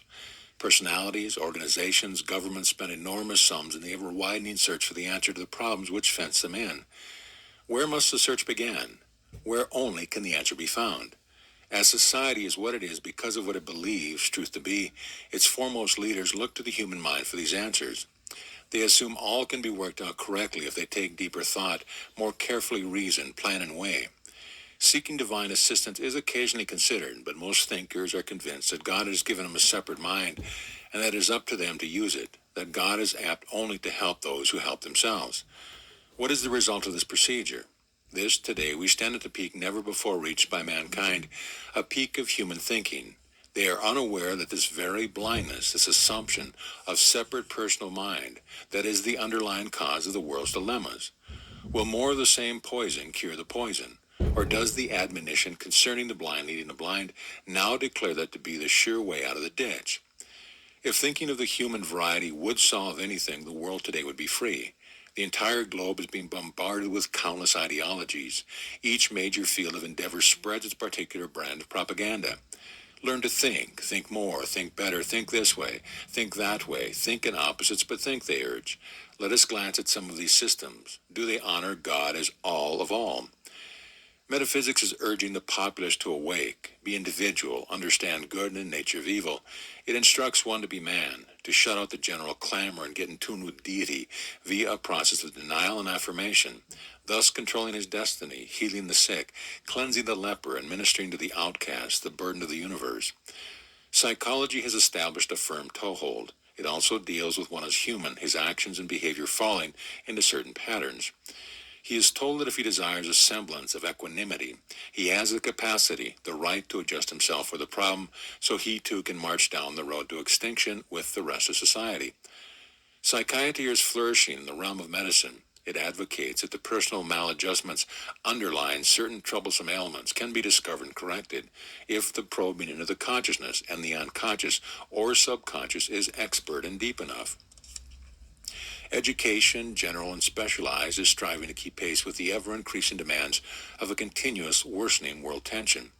In the name of enlightenment, the old and tried systems of teaching are being forsaken, more liberal methods adapted, experimentation and so-called progressive trends are being tried out to the point that minimum fundamental requirements are omitted. High school graduates and college students are frequently finding themselves unequipped with even the basic training that should have been taught in the grammar grades. The church is busy revealing and reviling the sins and evils which doth so easily beset Adam's offspring. Man's personal doom for disobedience to moral codes and law is clearly set forth from the pulpit and by way of radio, TV, and the printed page. Only through one's improved thinking, spiritualization of his mind, hence conduct, can he escape the divine punishment for past infractions of ecclesiastical doctrines or rules. Cults and societies dot the countryside, each striving to spread the gospel and bring help and comfort, joy and happiness, improved awareness and better personal thinking to their followers. We do not mean to discredit these systems or groups, question their integrity or sincerity of purpose, belittle their works, but in the light of truth we ask, to whom has aught been given? Who has been helped, saved, elevated, by whom? God being the sole one present, the all that is all. Not every one that saith unto me, Lord, Lord, shall enter into the kingdom of heaven, but he that doeth the will of my Father which is in heaven. Many will say to me in that day, Lord, Lord, have we not prophesied in thy name? And in thy name hath cast out devils, and in thy name done many wonderful works. And then will I profess unto thee, I never knew you. Depart from me, ye that work iniquity. Matthew 7:21-23. System upon system has come into focus in today's battle of the mind. Politics, cold wars, hot wars, fluctuating prices, threat of sudden destruction via nuclear bombs, general unrest, increasing crime, strikes, excessive taxation and confusion, frustration and uncertainty box humanity in. Our leaders reason that as these conditions, these conflicting and troublesome ideologies stem from people's thinking, then an altered thinking is the antidote. What is the result? The more thought-taking, the greater the problem. Why? Because insanity is nothing to reason with. Thinking is the cause of the trouble. Continuing the cause does not lessen the effect. Like the dog that is exhausted from chasing its tail, it is not more and better chasing than is desired, but a cessation of the chase. So with thinking, it should be relinquished. Only then will one be at peace, know that rest for which, while identified as a human, one longs in vain. Dear reader, you may ask why these conflicting methods for treating illness are given so much consideration. It is because they have such general acceptance, one is apt to follow them to his own detriment, if not alerted, as happened to King Asa, who was diseased in his feet, until his disease was exceedingly great. Yet in his disease he sought not the Lord, truth, but to the physicians, and Asa slept with his fathers. 2 Corinthians 16:12-13. Only absolute truth is truth. Nothing else, no matter how close to truth it may seem, can be christened. Even when done in the name of God, to acknowledge anything but God is false. Good intention is no warrant for accuracy. If so, few human mistakes would be made, for generally speaking, everyone, no matter how evil he may seem in the eyes of his neighbor, finds it the best policy to travel with the current rather than go against it. Is there an answer to the world's confusion, uncertainty, increasing insanity? Yes. Does it work? If by this is meant, must rules and regulations be followed or applied to the problem, the answer is no. Truth is all important to sick, fear-burdened sufferers, for it can instantly set them free. Yet truth is not a soporific, an anodyne, or an antidote. Truth is not a poultice to be applied to the ills of the flesh, whether of the body physical, domestic, social, or politic. Truth is not a weapon in the hands of humans, of metaphysics, or trained personal minds to be dispensed according to the needs of the case. Truth is not mass psychology, nor is it a philosophy, a product, an accomplishment, a doctrine, or discovery of the human intellect. What is truth? This question is as pregnant today as when Pontius Pilate supposedly asked in the days of Caesar. Truth is God. Truth is mind. Truth is intelligence. Truth is awareness, actuality, reality, substance. Truth is all there is as the whole, all-inclusive entirety. There is naught but truth, the infinite one. What is the human mind? Well, there is no such. What, you ask, no human mind? What of the human race, the human being, me as a man, a person? There is nothing human, neither race, person, nor you. There is only God. Do not be alarmed concerning yourself. This identity, this I right here is not mortal, not man, but is divine. Your life is not descended from Adam, is not a product of biology, but is the infinite individual, being the one present life, truth, reality itself. Your self is not of dust, nor it will return to dust, regardless of what education, via observation, experience, or history declares. The only thing human about you is a belief that you are human, a medium for missed identification, for trouble, pain, lack, limitation, ignorance, duality, disappointment, fear, confusion, and death. In reality, there is no such belief going on, and there is no unreality existent. As God is all, there is no place for humanity, no one to know it or to be it. Truth alone is the only answer to all and sundry difficulties. To look to the seeming, the humans, and apply its thinking, but adds further heavy burdens and grievous to be borne to its already overburdened shoulders. Thinking cannot rise higher than its origin, which is a liar and the father thereof. It abides not in the truth, for there is no truth in it. John 8:44. It works in cycles, dashing madly about, getting nowhere save back to its start where it began all over again. It labels its so-called civil commotion or accomplishment evolution, progression. As so often stated, God is the only truth. You cannot hope to see or enjoy this fact by persistent refutation, insisting that you are human, that you are the race of Adam with its proud history to back it up, that you were born in time and expect to die in time, but meanwhile you have your personal destiny to fulfill. From such nonsense, all intelligence is absent. To it there is no heaven, no peace, nothing lasting. Think it no robbery, Philippians 2:6, to be aware of your I am identity.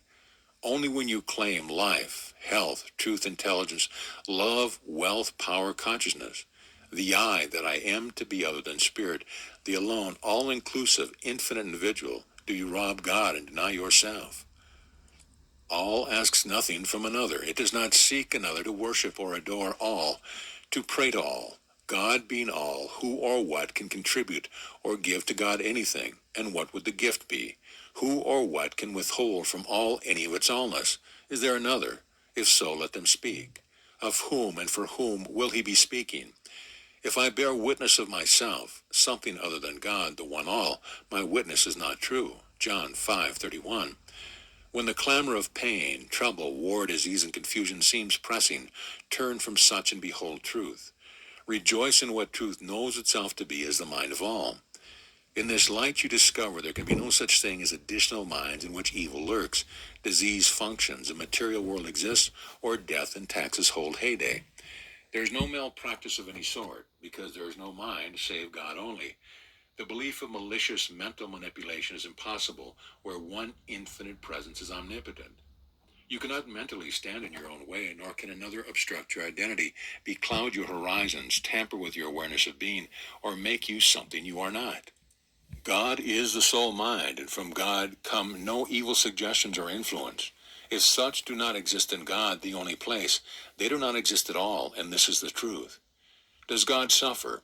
If not, who does? God being the only presence. Who needs treatment? Spirit being perfect all. Where are the highways and the byways that need to be cleansed of lepers, the poor, the dying? Where is the widow, the fatherless, the sinner, the seeker, the ignorant? If such people are, where is God? If God is, can there be others such as these also? Where's the source, origin, and where the recipient of disaster, aches, fears, God being the sole identity I am? Whose body, legs, arms, eyes, organs, business world, universe is out of order, God being the includer, the conceiver, perceiver of every form, pattern, or thing? The universe is within spirit. Spirit forms or patterns everything, inclusive of body and all components thereof, earth and all therein, the sky and all therein by itself, for itself only. There exists no other for whom to do it. There are no additional substance, no other place, no other things, no other world, universe, body, being, identity, entity, or realization. God is the whole of all. This awareness of truth is infinite intelligence knowing itself. The so-called human, finite, or personal mind could not and cannot see the infinite. Who only hath immortality, dwelling in the light which no man can approach unto, whom no man hath seen, nor can see, to whom be honor and power everlasting. 2 Timothy 6:16. To the human, matter is substance composed of invisible, microscopic particles of energy, or force. Its concept of infinity is merely a very large finity, which it has not been able to measure, but given time it will. Let us remember that no idea, form, or thing in consciousness is ever neglected, ignored, allowed by mind to become fallow. Every idea that mind conceives, no matter how small or great, is perceived by God. God does not conceive it and then forget it, but includes it eternally to its full satisfaction. Not one idea can fail, be blocked, thwarted, deflected, defeated, for God is the sole identifier thereof, the former, the beholder, the function, the being in action. No other mind or mind exists to contact, behold, know, influence, or identify the idea, or frustrate omnipotent, omniactive intelligence. No ideas exist in the human mind, for there is no such mind. No idea in God can be stopped or harmed, for God is the perpetual owner, omnipotence, the never-failing beholder. It can't be stolen nor altered, for it is forever within omnipresence which never fails. With spirit, omniscience is actual, absolute, certain. There is no confusion, no indecision, no doubt, no possibility of mistake, misdirection, and misunderstanding. There are not two or more ways for mind. There is but one way only, and that way is established of old. Thou art from everlasting. Psalm 93:2. With the human or finite, there is always duality, a teetering between opposites, between good and bad, life and death, health and sickness, plenty and poverty, past and present, present and future, right and wrong, here and there, male and female. Whichever way the human takes, he fears he should have taken another. But when examined in the light of truth, one discovers that moral choice is never between right and wrong, good and evil, God and Satan, white and black, but rather its so-called choice of selection is merely the degree of evil or a matter of shading. Truth is never subject to choice. It is the only. To it there is no opposite, no opposition. It is infinite, final, all-inclusive, and can admit nothing else. In treating illness of any kind, personal, domestic, politic, we hear so much concerning law, its violation, and the punishment this precipitates. Law is but a continuation of the belief of cause and effect. Any disobedience or infringement of law requires redemption, a price to be paid on the part of the violator. All this is part of the mysticism of duality, manhood. It does not come of God, nor does it touch truth. To the infinite there is no law, neither divine nor human. The term applies to a rule of conduct enforced by a controlling authority, a prescribed pattern for action, thought, and behavior, a guard against mistakes or misconduct, the infraction of which brings penalty. Can God, the alone perfect intelligence, lay down laws for others to adhere to, it being the only one present everywhere? Can all-inclusive awareness make laws for itself whereby it must keep within certain channels? Does infinity circumscribe or limit itself and incur sentence for infringement? Can God Almighty, infinite intelligence, do wrong? Is God under authority? Does Spirit grant authority to others? Is there anyone or anything that has power, rule, direction over the perfect, all-powerful one? For whom could changeless love pass laws or make rules? Does God ever overdo right, do less than right? Can consciousness come under censure or commit a foul? Against whom? When? Where? How? Why? Who says so? No, dear reader, only in the land of Nod, eastward of Eden, under the double cover of the mist that goes up from the earth, covering all the face of the ground, and the deep sleep still on Adam, do blunders appear to take place. Here, where many rules, regulation, laws, and penalties abound, do we have confusion, darkness, fear, terror, disease, and insanity as a norm. All is measured in infinitesimal terms, crowded between two close terminals called birth and death. But in this dream beyond our outside infinity, not one jot of light is, because it is the never-never land of no one, nowhere, at no time. As repeatedly pointed out, do not attack error. It does not exist to be cast out or overcome. The dream includes the dreamer, but it is not you not, the I that I am. If you were the dreamer, the dream would be within you, rather than you being in the dream. So it is with belief. The belief is the believer, but is never I. Mind never has a belief, and as there is no one besides spirit, there is no belief, hence no believer. Take, for instance, the case of the man who assumed he had developed a case of feathers. He believed he was so covered with them from head to toe, and nothing the psychiatrist could do relieved him. In the light of truth, it is obvious that to be whole, the sufferer did not need to be rid of the feathers, which he did not have, but rather needed to acquaint himself with truth. So with any suffering or sufferer, do not attack the feathers.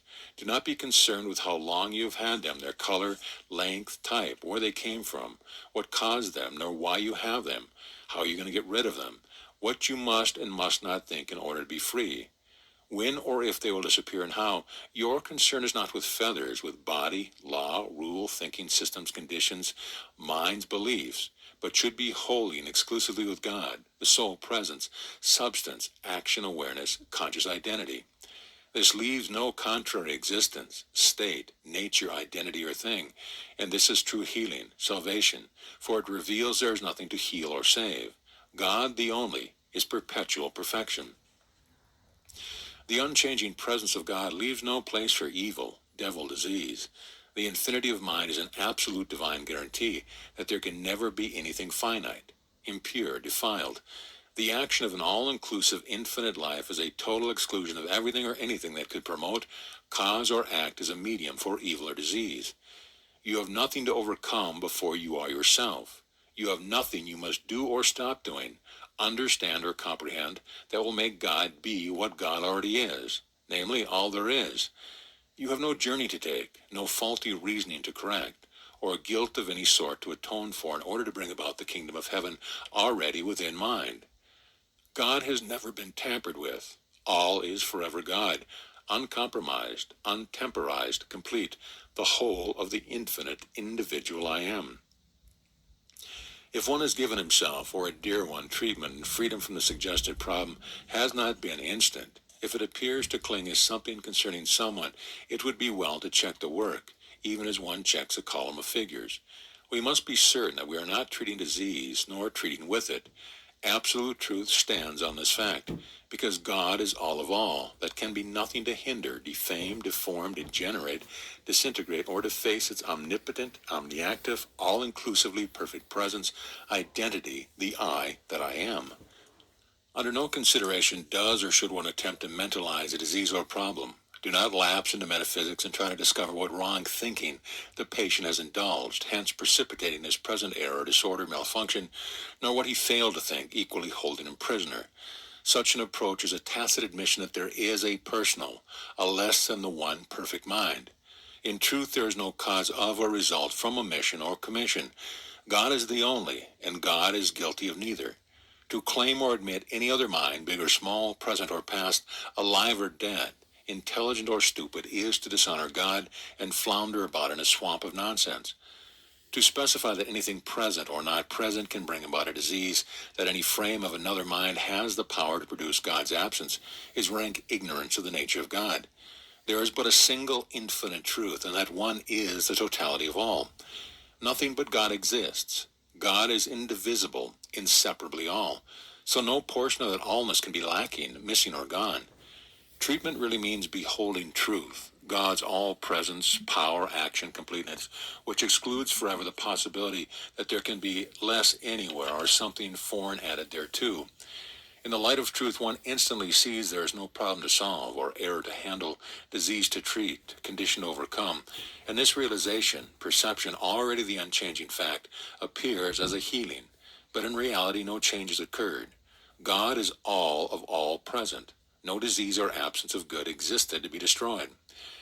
Do not tolerate the notion that turning wholly to mind as all is not effective or not potent. Never assume that drugs, the scalpel, the concerted opinions and treatments of learned specialists and techniques are more desirable, effective, and certain. The answer concerning 2 plus 2 is established, is one with it, one whole, one truth. Can it be improved? Is there another correct answer, a choice of answers equally true? No. So it is with any other seeming problems confronting you. The answer is equally present. There is no choice. The failure to come up with the correct answer, no matter what the seeming situation, is always due to attempting to find it in some other place by some other method. The deepest sincerity and greatest devotion to a mistake does not make it any less a mistake. Any assumption of another mind, condition, form, or existence, type of action, functioning presence, contradiction of truth is powerless, useless folly. It is supposed to be going on within a material that is not substance, not the I am presence. Where then is it? How can one treat something that is not, where it is not, suffered by someone or thing that is not, in a place that it is not? Turning to truth in the hour of need is the most potent of all moves. One can never fail.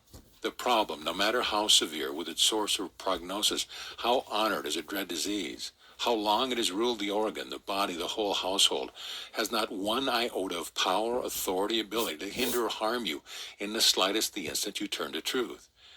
God, being the alone mind, already includes the perfect answer of solution.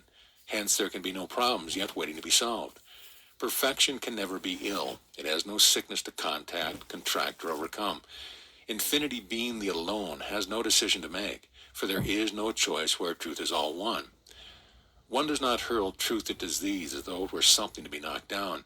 To the suffering sense, sickness may appear genuine, a present reality, a thing more real than all else, but this does not make it so.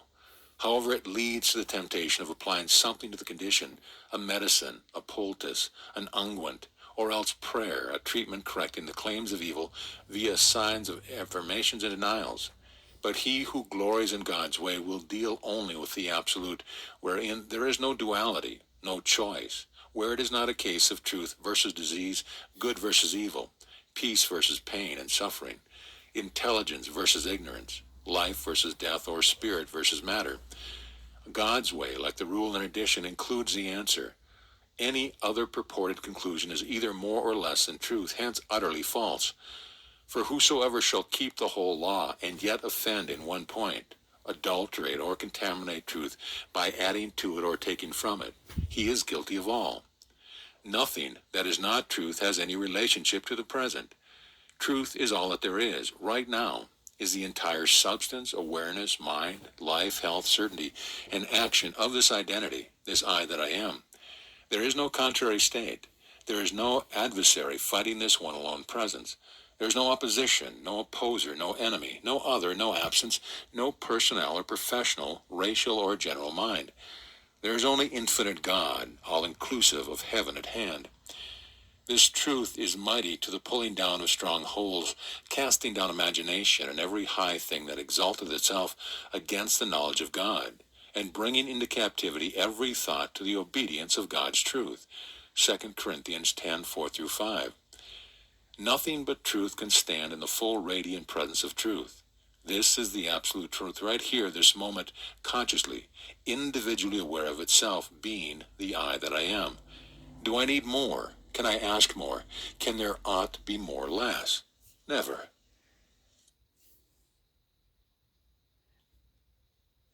Chapter 8. Action. As there is nothing but mind, the only action there can be is this mind ever actively aware of itself in its entirety. Being is action. Action is being, being itself, universally and individually. The finite concept of action is usually mere motion or change, an alteration from one form or pattern to another, which it considers improvement, evolution, progression. Actually, action is eternal, perpetual, changeless. God is action. Action is God, spirit, consciousness, life awareness. It cannot slow down, falter, hesitate, be intermittent, or stop. Life is constant perfection. Nothing else exists. Existence is life ever being alive to being itself, itself being. Nowhere in infinite consciousness is there an absence of awareness. Nowhere is there a vacuum, a whole, a nothing. Life being infinite, there can be no absence of life anywhere at any time. To life, death cannot exist, so does never a threat, menace, opposer, or enemy presence.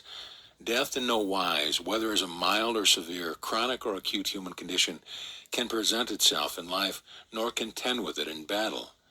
Death has neither force, power, intelligence, or substance, identity, victim, nor cunning purpose. Life is all there is. Life is complete, all-inclusive presence, absolute, perfect action. Nowhere is it stopped. Nowhere is it delayed. Nowhere is there a friction, irritation, abrasion, attrition, a wearing down, or a wearing away. Action is whole, entire, one, and there is nothing opposing it.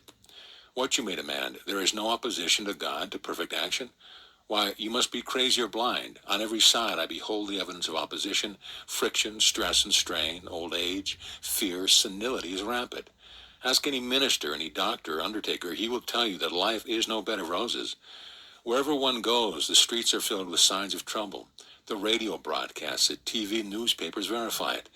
Every human sense within me testifies that there is a shortage of good, a shortage of action presenting itself as inaction, diseased or no action such as paralysis, stoppage, immobility, poverty, insanity, and death. An overaction such as uncontrolled motion, blind force, devastation, chaos, and destruction seen when nature, winds, flood, tidal waves, volcanic eruption goes on a rampage. Dear reader, none of this mortal picture is going on. None of it is real and truth. None of it has any relation to action. It is not happening to God, reality, actuality, the I-self anywhere, in any circumstance. The so-called elements of human assumption are the same in substance, composition, and scope as the nonsense in the nightmare.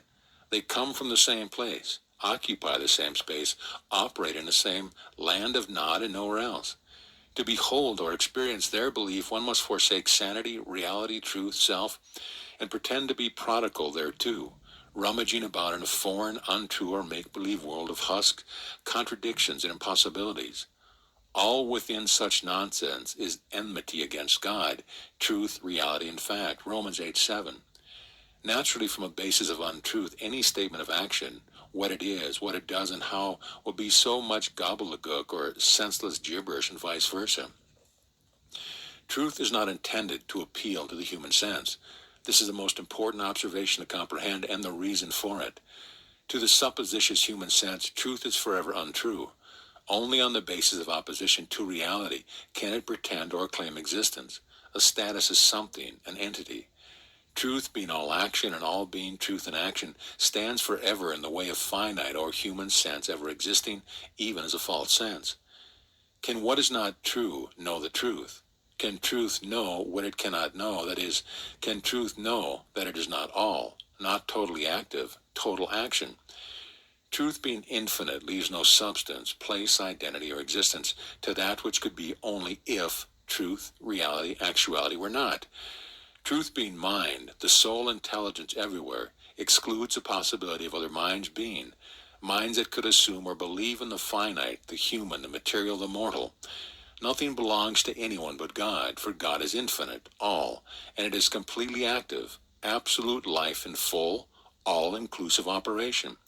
There is nothing else, no counter so-called action that is opposing, restricting, checking, retarding, destroying, or killing action. God, all of divine potency, is present in full glorious operation, and is the entire identity of this that I am now, this consciousness, this awareness, this individual I right here. Nothing human is, nothing personal exists. The one alone God, who is omnipresent, is the only presence, the only life, all of the one self I am. Look to mind if you would know action as it is. Nowhere else can it be known, seen, or experienced. Do not try to be one with what is not.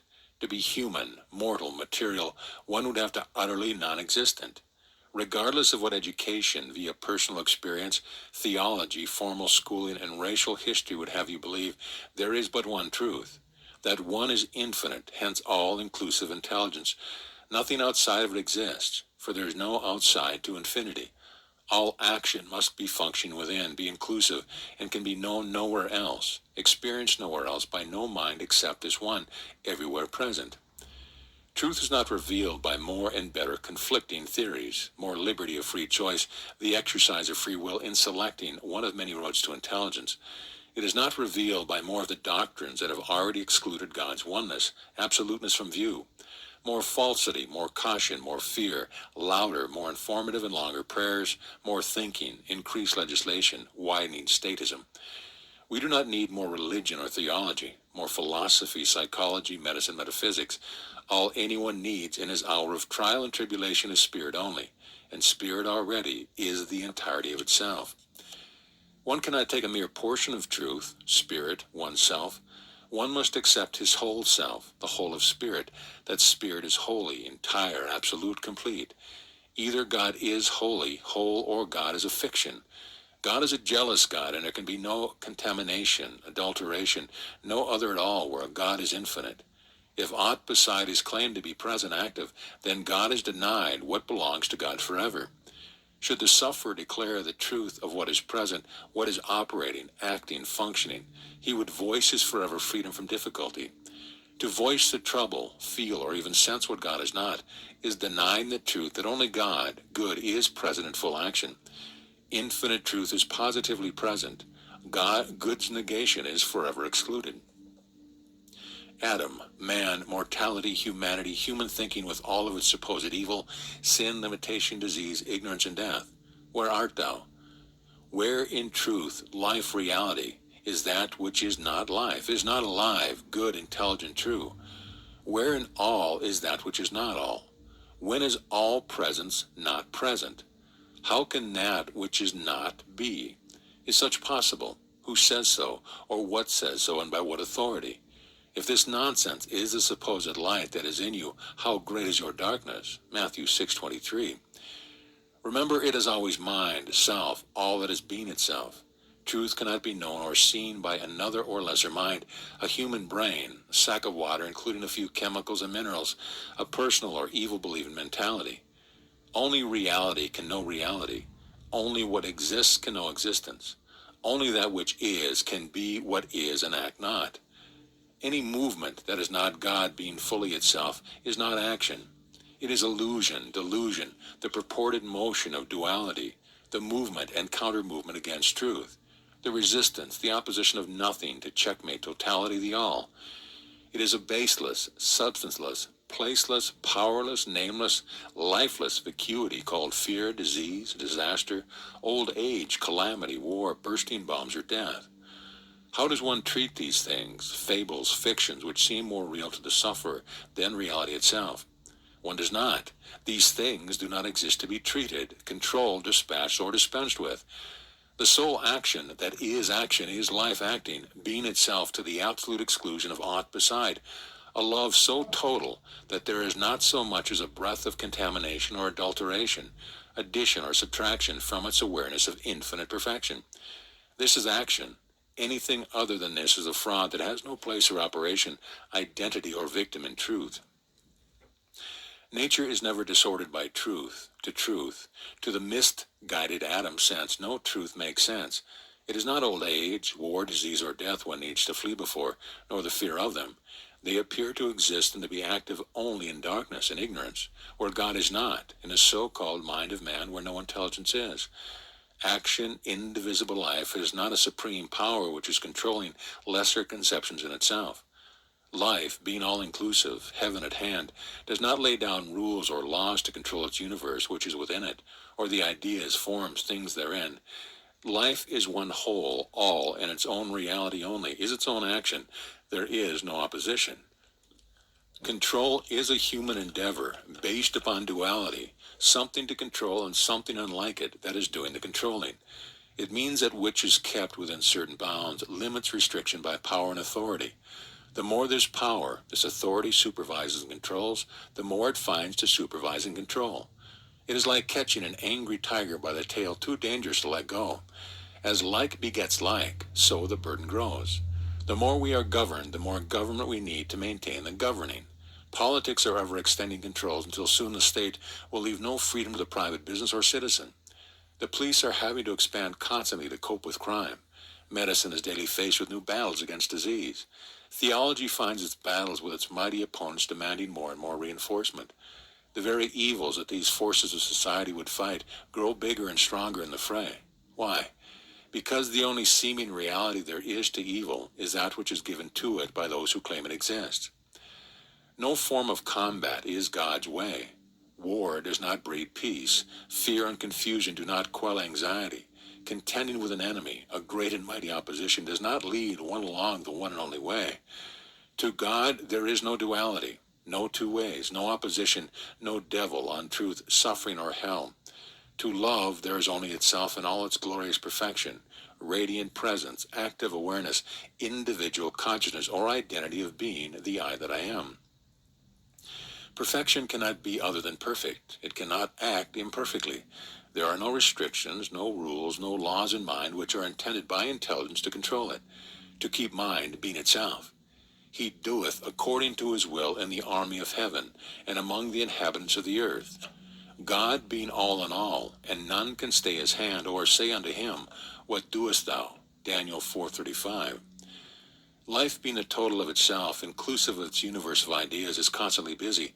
It can never be inactive, stagnant, or static, never stopped. It can never be more than itself. It can never overdo, get out of bounds, become too active, exaggerated to excess, or expand itself beyond illimitable infinity. Life, action, being can never deny, reverse, collapse, fatigue, or fail itself. It can never be what it is not, never be paralyzed, crippled, broken, or extinguished.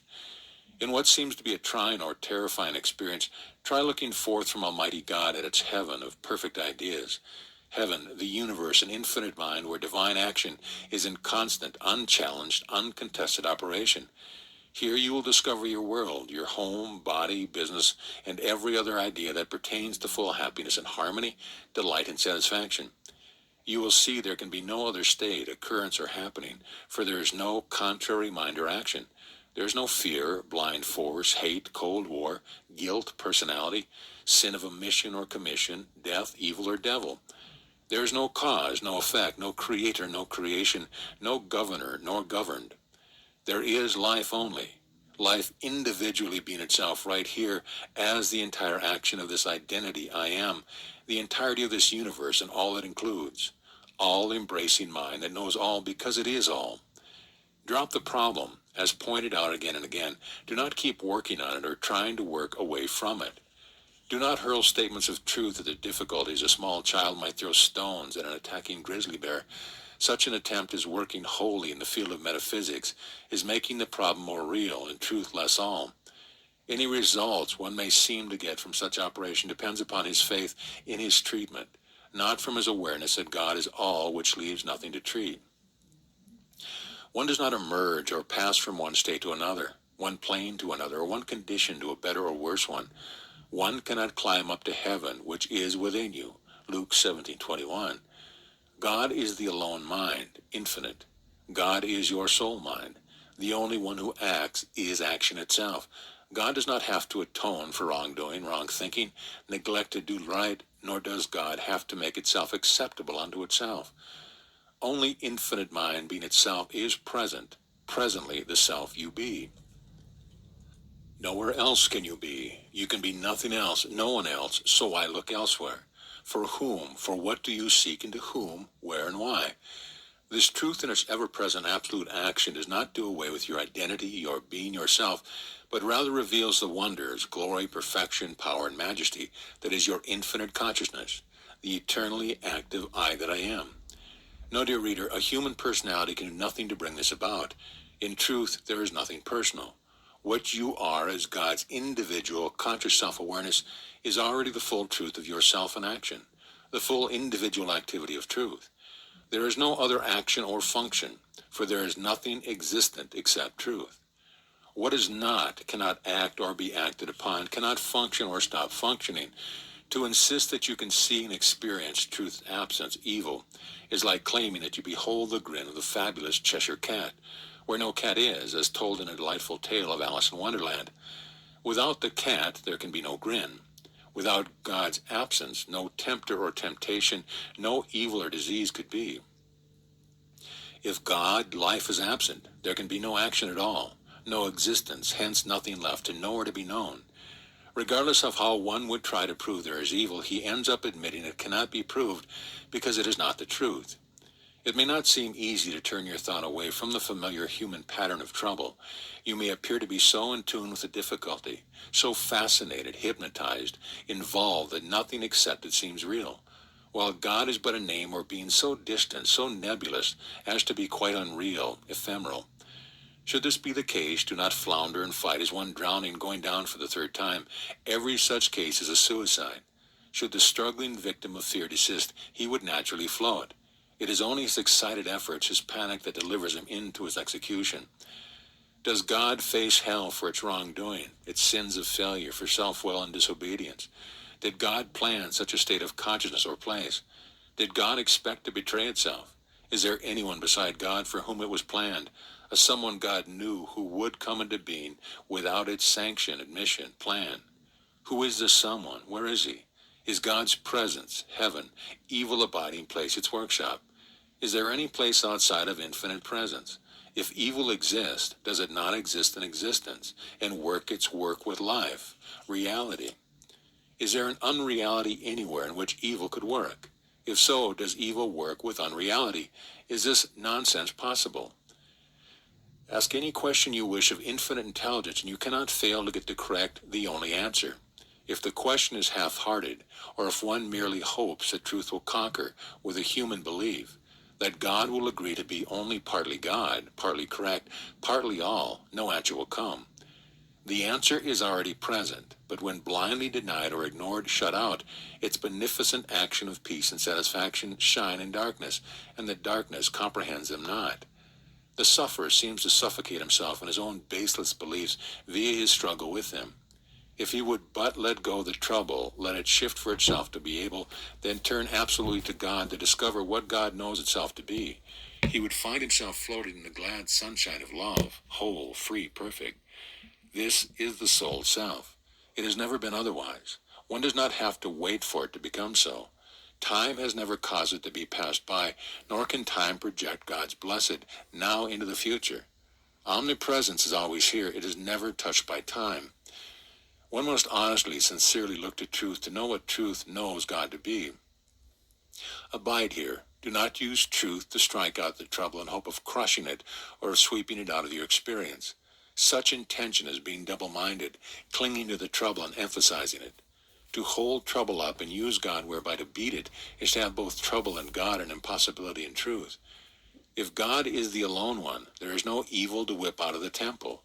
If there is evil, then God is not God, not the alone one without another. It is this simple.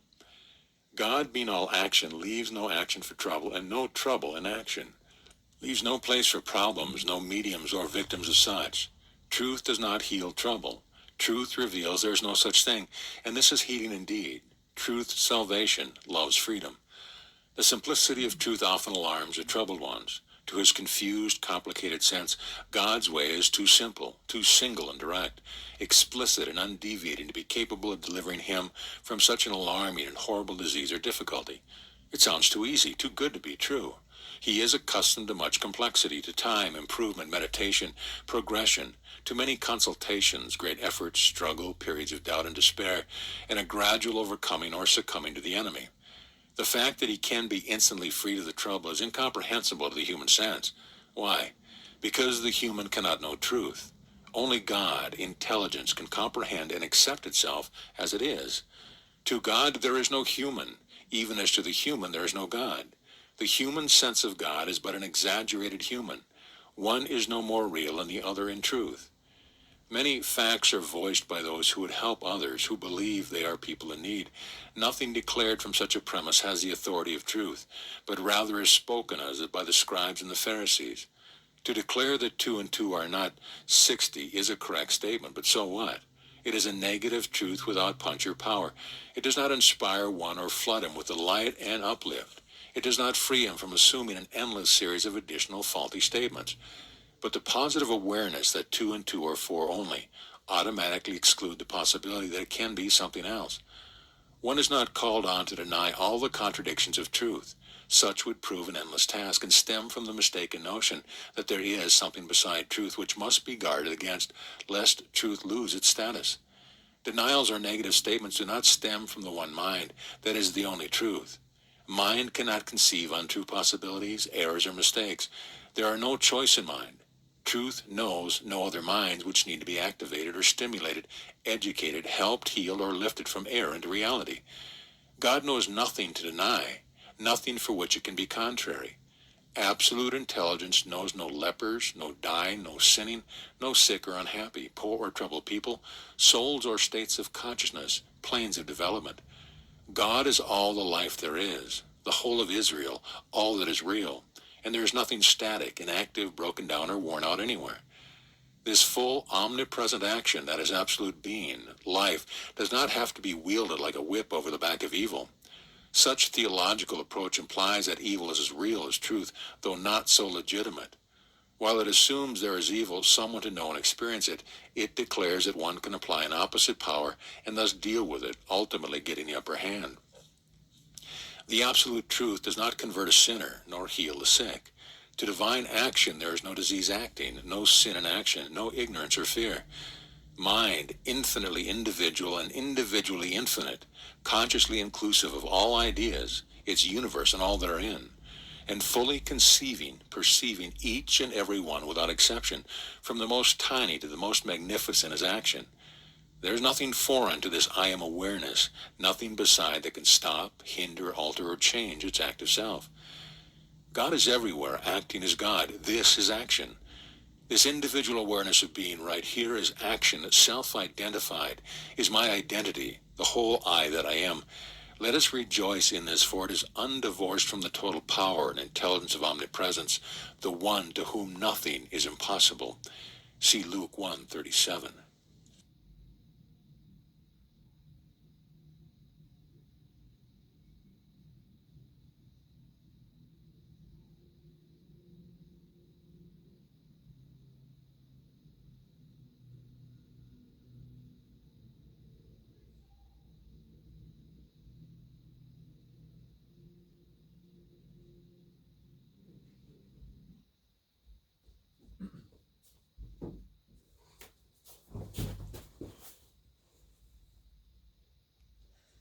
Chapter 9, Body. Only as the truth that God is all is one's premise can body, can a universe and all things therein be properly identified. Intelligence alone knows the truth of all, for it is the infinite all one, infinite consciousness. God is all of existence. There is nothing else. Every idea or thing is a form, an outline, conception that consciousness conceives within itself, for itself, and by itself. Consciousness did not conceive or form the idea for any other one, mind or identity, because in truth there is no other. Whatever God does is for itself, because itself is all there is. To attempt to discover or understand this from the human viewpoint is wasted effort. Fiction is not truth. If it were, it would not be fiction. Only intelligence comprehends its infinite nature as being. There is no other place to look at truth or for truth. Let the potsherd strive with the potsherd on the earth. Shall the clay say to him that fashioned it, What makest thou? Or thy work, he hath no hands. Look unto me, and be ye saved, all ye the ends of the earth, for I am God, and there is none else. I have sworn by myself, the word has gone out of my mouth in righteousness, and shall not return, that unto me every knee shall bow, every tongue shall swear. Isaiah 45:9, 22 through 23. This body right here is actual. The very world right here is actual. This universe in which we take joy is perfect, actual, real. It is not a material symbol, a mirage. Nothing has to be destroyed, overcome, laid off, or changed. The only seeming need confronting one is to look about at the allness of spirit and stop assuming he is a human being with a race to run, that he was conceived in sin because of the fall of the mythical Adam and Eve, doomed from the womb to a life of atonement. No one is a fallen child. No one has to struggle back to or up to a state of perfection. Infinite intelligence, the sole consciousness of all, has never changed.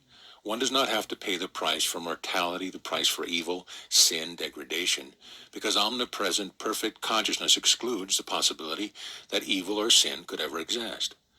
My life, identity is God only. I do not stem from God. I am not a creation, an idea or a form within mind, but God is the I that I am. Life's infinite consciousness, being consciously infinite. Biology, sin, mythology, or the pleasures in matter are not my source, nor responsibility for my being, God, life intelligence. What mean ye that ye use this proverb concerning the land of Israel, saying, the fathers have eaten sour grapes, and the children's teeth are set on edge? As I live, saith the Lord God, ye shall not have occasion any more to use this proverb in Israel. Ezekiel 18:2-3. Dear reader, so long as current theological notions concerning your origin satisfy you, the truth of yourself will not be evident. You will be like one having an uncountable fortune in the bank, but not knowing it, fails to see it. Ignorance does not cancel or remove the fortune, nor your legal ownership thereof, but it does prevent you from enjoying it. How did this nonsense begin, you may ask? The question implies that it did begin, and that it has status. It is said that a foolish question begets a foolish answer. In Job we find this. Now there was a day when the sons of God came to present themselves before the Lord, and Satan came also among them. And the Lord said unto Satan, Whence comest thou? Then Satan answered the Lord and said, From going to and fro in the earth, and from walking up and down in it. Job 1:6-7. The presence of God is forever a positive exclusion of evil of every form, from every form. God is not playing God to its children, nor to the offspring of Adam, an animal race of persons. God is God to itself alone. There is no other to whom it can be God, infinite intelligence being all there is. In the light of the above, what then is my body? As a general rule, almost everyone believes his body to be his identity, to be himself. Due to this gross misidentification, one finds himself in constant bewilderment and difficulty. Instead of appearing as he is in truth, he assumes he is material, living in a body weighing so much, occupying so much space, of such and such an age, color, gender, and national extraction. However, one's body is not his identity. He is not in it. It is in God, in mind, consciousness. Body is idea. It is an idea in consciousness, but it is never conscious. Body is an idea, like a blade of grass, a wisp of cloud, a twinkling star. Everything in mind is idea. All ideas, things exist in substance, God, mind, being, consciousness only. Body is forever in intelligence, but it is never intelligence. Body has no separate mind of its own. It is in life, but life, God can never be in body. It is forever in awareness, but never is awareness in body. Only mind is eternally aware. Infinite intelligence is never in its idea, but vice versa. No motion, no activity, no projection ever stems from an idea. By itself, of and for itself, cannot exist. Mind only is responsible for the form of anything. Thou art worthy, O Lord, to receive glory and honor and power, for thou hast created or formed all things, and for thy pleasure they are and were created and formed. Revelations 4:11. And all things are of God. 2 Corinthians 5:18. For he, mind, is the former of all things. The Lord of hosts is his name. Jeremiah 51:19. Oh, the depth of the riches both of the wisdom and knowledge of God! How unsearchable are his judgment and his ways past finding out! For who hath known the mind of the Lord? Or who hath been his counselor? Or who hath first given to him, and it shall be recompensed unto him again? For of him and through him and to him are all things, to whom be glory forever. Romans 11:33-36. Do not fear concerning the body, for so long as God endures, the idea body is safe and secure. The alone, individual, which is mind, includes all ideas, all bodies, all things, all thoughts. Throughout eternity, the I that I am will continue to be the same one I am now. This very instant, the one I am includes the idea body, even as I include my universe and all that is therein. The only body mind knows is this body. It belongs exclusively to infinite intelligence. It is complete, whole, and is a perfect idea and consciousness existing in no other place. The form or idea body needs no regenerating, no healing or helping. The intelligence in which it exists is changelessly perfect. There is no other kind of body present because there is no other intelligence. Starting from a physical concept, one cannot see truth. God is not found in the realm of oblivion, superstition, ignorance, and fear. To see God, one must look where God is. To see yourself, you must look at the self. To ponder over an assumed antithesis is worse than a waste of effort. It is self-inflicted demoralization. God is not the author of matter, its pleasure or pain. God is not the author of a foreign substance. God never created a personality. God did not command the production of a caricature of life, a physical form possessing one of two genders which must mate in order to continue its species. Spirit is infinite being, inclusively all, and this leaves no reason or place for aught additional, for imitations, for lives many, persons many, minds many, souls many. To look at the body and conclude that the infinite I am life is encased therein is a travesty on mind, intelligent spirit. No, dear reader, the I that I am, my identity, is far more wonderful than any single idea or combination of ideas that mind includes. It is greater, far greater, more beautiful and majestic than the body, for instance, of any other visible form now in my individual conscious awareness. As already pointed out, life is God. It is not in the body. God, to remain God, be itself, does not depend upon any idea, anything it forms within itself for its pleasure. It is complete within its own being. However, every idea, thing, depends on mind, and every includes body, money, world, universe, and all therein. God, being all intelligence, includes the entirety of infinity. God will conceive, form of pattern, an infinitude of ideas throughout the duration of eternity, because mind is never static, never non-active. As the prophet Isaiah cries out, "Behold your God," he then asks some pertinent questions. Who hath measured the waters in the hollow of his hand, and meted out heaven with a span, and comprehended the dust of the earth in a measure, and weighed the mountains in scales, and the hills in a balance? Who hath directed the Spirit of the Lord, or being his counselor hath taught him? With whom took he counsel, and who instructed him, and taught him in the path of judgment, and taught him knowledge, and showed to him the way of understanding? Behold, the nations are as a drop of a bucket, and are counted as a small dust in the balance. Behold, he taketh up the isles as of a very little thing. All nations before him are as nothing, and they are counted to him less than nothing in vanity. To whom then will ye liken God, or what likeness will ye compare unto him? Have ye not known? Have ye not heard? Hath it not been told you from the beginning? Have you not understood from the foundation of the earth? It is he that sitteth upon the circle of the earth. To whom then will ye liken me, or shall I be equal, saith the Holy One? Hast thou not known? Hast thou not heard that the everlasting God, the Lord, the Creator and Former of the ends of the earth, fainteth not, neither is weary? There is no searching of his understanding by man or human insight. They that wait upon the Lord, begin with the allness of God, and continue therein exclusively, shall renew their strength. They shall mount up with wings as eagles. They shall run and not be weary, and they shall walk and not faint. Isaiah 40:12-13. God is my I am, my life, my identity, including my body. Body is never I, nor am I, life trapped in body. Infinite life, I am, could not encase itself in an idea if it tried, hence can never be ejected from it.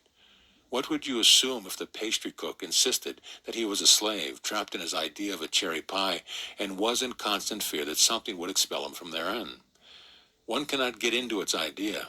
The undimensional cannot be circumscribed. Because things are ideas, do not assume them ethereal or insubstantial. There is nothing more real, tangible, or substantive. In truth, spirit is the sole substance of existence, is real and substantial, true and genuine. To intelligence, life is actual, a pulsating fact. God conceives every idea to its full satisfaction. Consciousness is action, function. Mind is the only conceiver, perceiver. Love, singleness is all, fullness itself. Nothing is but God. The so-called thoughts or ideas of the human mind are the reverse of truth, all embracing substantial reality. They are not. They have no substance, no life, no place in which to reside. They have no identity, no intelligence, reality, authority, ability, nor presence. Their would-be source being a fiction, they naturally flee also as a shadow and continueth not. Who can bring a clean thing out of an unclean? Not one. Job 14:2-4. The expansion and growth of the finite, being but an inversion of truth, is a narrowing so total as to exclude actuality. Should one look therein for his identity? Can it be discovered in nothing? So long as God is God, its perfect idea, the body, this body, is safe and secure. God forms, conceives it, and that is all there is to it, its design, completeness, and perfection. God, the one altogether lovely, is its perpetual residence, or place wherein not a blemish can ever be. It cannot be said too often that looking at a body as one's identity is a trap into which the blind lead the blind. Only God knows the I that I am, my forever identity, because God only is that identity.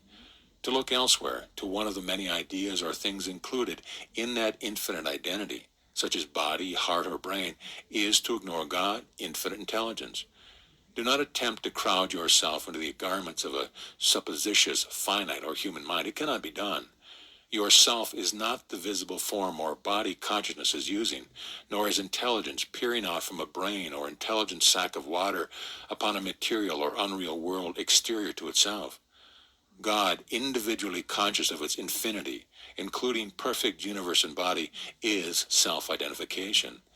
Life aware of being I, here present and complete, without adulteration or contamination. Do not look to the body or to any other idea for anything good.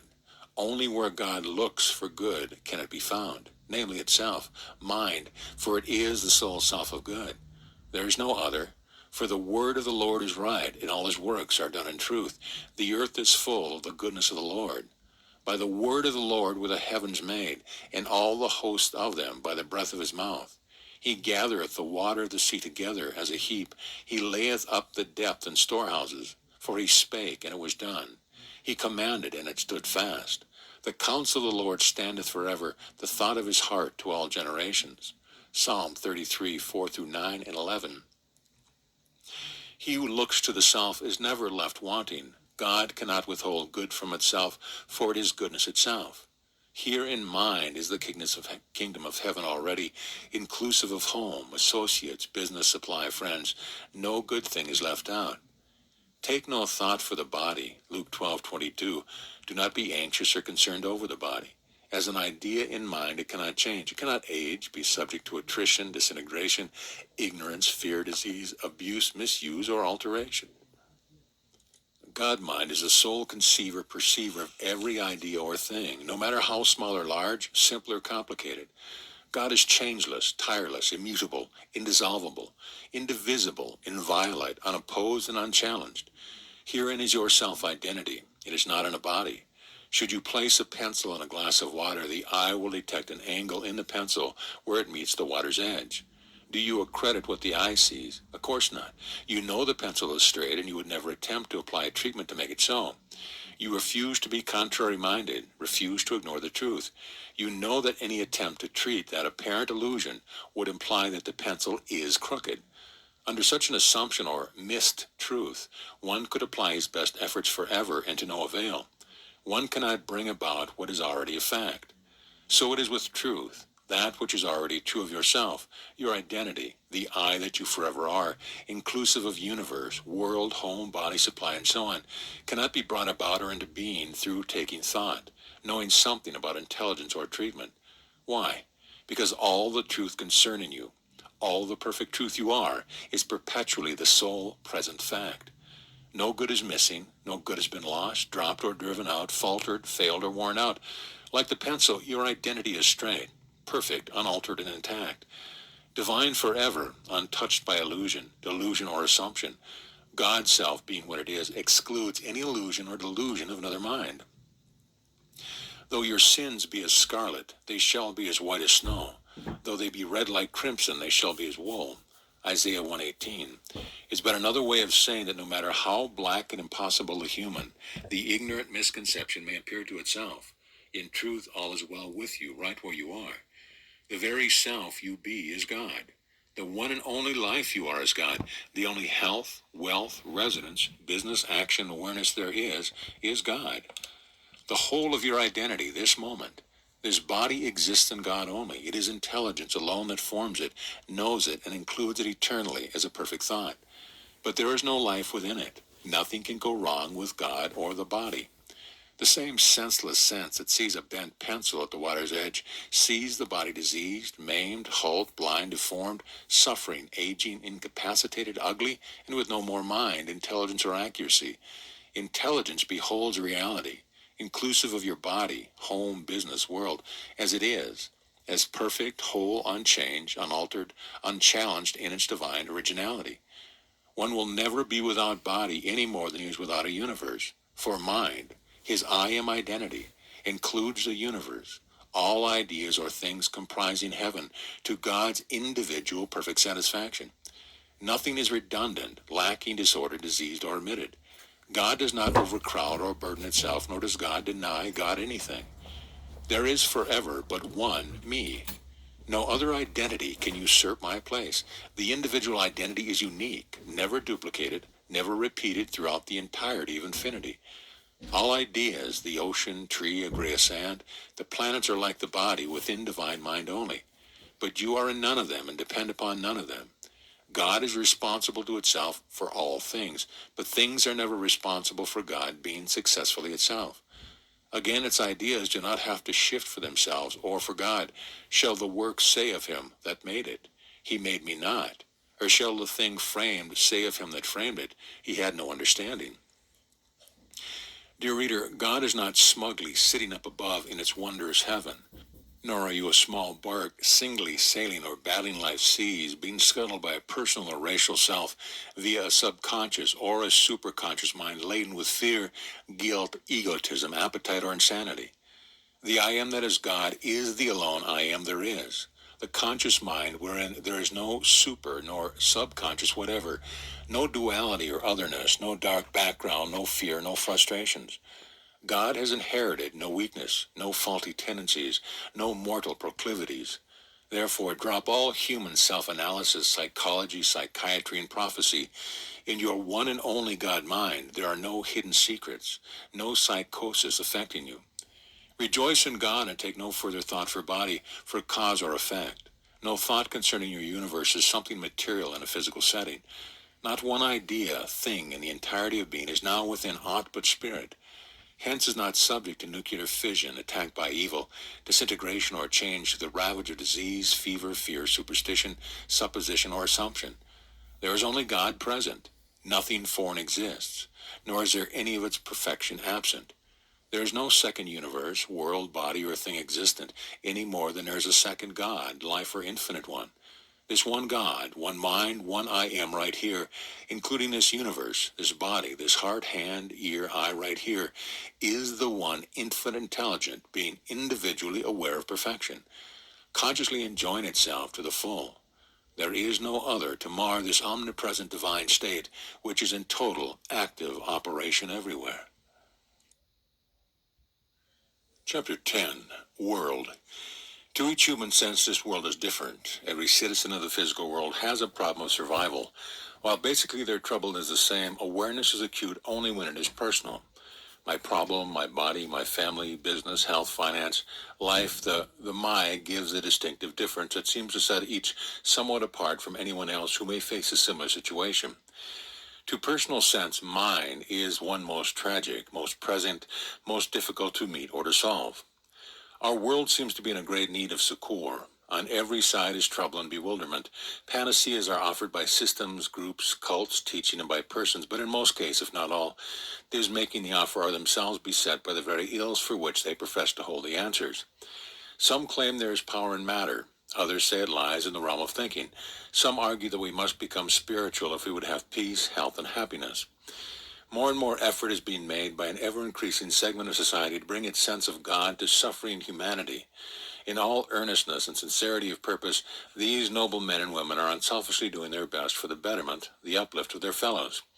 However, absolute truth is too startling for acceptance, so they compromise, soften or thin it down, adulterate it by screening God through theological conceptions. Eager to have their brand of deity accepted, they are cautious, careful, almost shy lest they offend the accredited physical senses. Their doctrinal God is emasculated, weak, puerile, a confusion that emphasizes good absence and leaves trouble, evil still enthroned. Of course, all this is only in the realm of human fable. How are things in reality in the divine realm? In actuality, is there any compromise? Is there something beside God as someone who can compromise or for whom a compromise is needed, justified or allowed? Is there another beside God's world, another presence, power, universe, another life beside the one that is here? Is there another substance, existence, another omnipotence, omnipresence, omniaction, omniscience, a dual mind, one good and the other bad, one infinite and the other finite? Is there one all or more? Would you caution one to speak quietly, walk slowly, softly, and voice less than truth, lest he frighten off the timid? God being one entirety, who is there to offend by absolute truth? Does intelligence want, accept, or know aught except absolute truth? Is there another who should, can, or ever did know anything? Is this world in great need of truth, God being absolute existence? Can changeless perfection be improved, rounded out, completely helped, purified, elevated, converted, resurrected, redeemed? What could possibly thrive on a half-truth? Where could such reside, infinity being the only identity? Can God know evasion, pussyfooting, weak-kneed, or pink tea approach to reality, or is God absolute reality itself? Is there another beside God, one who can be shocked by God's allness? Duality is vanity and vexation of spirit. See Ecclesiastes 1:14. The theological or human approach is based on two worlds, one spiritual and the other material, one infinite and the other finite, temporal, fleeting, one where God dwells and the other the home of mortals and evil. Basing reason upon such nonsense denies truth at the outset, ignores intelligence, and betrays oneself. Theology insists that omnipotence, omnipresence, the one God, share the limelight with evil until the latter is vanquished and cast out. It insists that the devil must be wrestled with and overcome before perfection can be won, that God is not yet fully, wholly God, that God was so at one time in the dim past, but that God lost its status by the arrival of Satan, a fallen angel or imperfect production, darkness, and ever since then God has been at war to regain its changeless perfect state. World governments are based upon this unreasonable reasoning. Code of ethics, education, scientific learning, and general deduction concerning all things surrounding us have been colored thereby. Wars cannot be stopped, misunderstanding between nations cannot be averted, social well-being and plenty cannot be experienced so long as darkness is our highest sense of light. Working in ignorance can accomplish nothing in the line of truth. Catering to disease does nothing in reality. Serving unreality does not reap a reward of intelligent perception. There are endless organizations busily striving to bring good to others. Their wonderful self-sacrifice is not belittled, nor their good intentions questioned as they strive to be good Samaritans, lifting up the fallen, helping the weary, or being a haven to those in grief and pain. However, if they are needy, sufferers, helpless mortals, sinners, then God is not all. If such is the case, how is one to help? If truth is not truth, what authority can one use? What power? What presence? If intelligence is no longer infallibly intelligent, how will one know what to do or how to do it? Truth is absolute. It cannot be compromised. Any attempt to soften or state it other than as absolute is to misstate, not state it. A single hair's breadth of deviation from the absolute renders any statement false. For whosoever shall keep the whole law, and yet offend in one point, or at any point deny that God is all, he is guilty of all. To rob God of aught is to deal in illusion. Nothing less than perfection is perfection, truth. Any compromise is a tacit claim that fact is unstable, changeable, capable of reversal while maintaining its status quo. So who makes such an admission? Can such absurdity proceed from intelligence? Never. Can aught in this world admit there is evil? God being the sole substance, conceiver, perceiver. Can man admit anything? What is man that thou art mindful of him? Wherein is he to be accounted for? To absolute truth, and there is no other truth. There are no men, humans, mortals, sinners, or sufferers, no children of God or men, no one being born, no one dying. Truth knows itself to be all, changeless, permanent. Any assumption that there is aught that came forth from Adam, or evolved from another or lower life form is utterly false. Any notion that the self you are is other than perfect consciousness is without foundation. The whole of your world is complete now, in mind and nowhere else. There is nothing material, nothing to be blown apart, de-atomized. Truth is the entire substance self, which includes the universe. and is not subject to hostile attack nor destruction by governments, bombs, disease, or germ warfare, persons, or self-induced ignorance. Truth is changeless reality. Actuality and mind can know not beside. You do not have to emerge from a dream or change yourself at all. You do not have to lay off matter or body and take on spirit and life. You do not have to beseech God, your soul self, to look down upon you as a sinner, nor beg God to nullify a curse supposedly made by a mythical, tribal deity upon equally mythical characters, the clan of man. Yourself does not have to undergo any change or alteration. God's world and all therein is the only one there is, this one which you are now free to enjoy fully. Should anything seem wrong, troublesome, threatening, fearful to behold, it is because you are back with the theological fairy tale of a revengeful God who supposedly occupies the place of the Almighty One. Turn from the spectacle and begin singing praise to the alone omnipresence. You have no contrary mind to know evil. The so-called human mind's misidentification of the world and all therein has never changed the universe for one moment. Truth remains true. God remains the sole unchallenged conceiver, perceiver of this universe. So long as one struggles with a false concept, with the assumption that at its origin, that there is a mind to take it in or be familiar with it, he works in the dark. An assumption cannot be elevated to reality. Nothing can be done for, with, or to it. No missed take exists in truth, nor aught outside of truth, all-inclusive infinity. Where then can one look save to God only? In truth, there is no devil to look away from, flee before, or escape. Only God is here, everywhere. To attempt to understand this world by delving into evil, ignoring intelligence, attempting prodigality by bypassing truth is to deny omnipotent reality in its own kingdom, to leave life without its own completeness, to divide the indivisible one and omit being from its own action. Such utter folly could never be conceived by any sense. There are not two states of being, actuality and nothing. Reality is, unreality is not. Hence there is no alternative, no choice. God is God to God alone. Only to itself, never to man, is the one alone God. In the so-called world of man, man's deity is man-made. A mortal God is the result of human sense hungrily reaching out beyond its own puny self for life, substance, power, and identity. The basis of humanity is a myth, a thick mist wherein darkness or mortality is the norm. Ignorance is natural, and truth is the unknown stranger. It assumes its God to be an outside power, larger than itself. As its civilization has evolved in refinement, its God has kept pace. As men are, so is their God. As they hate or pity, are revengeful or forgiving, so is their deity.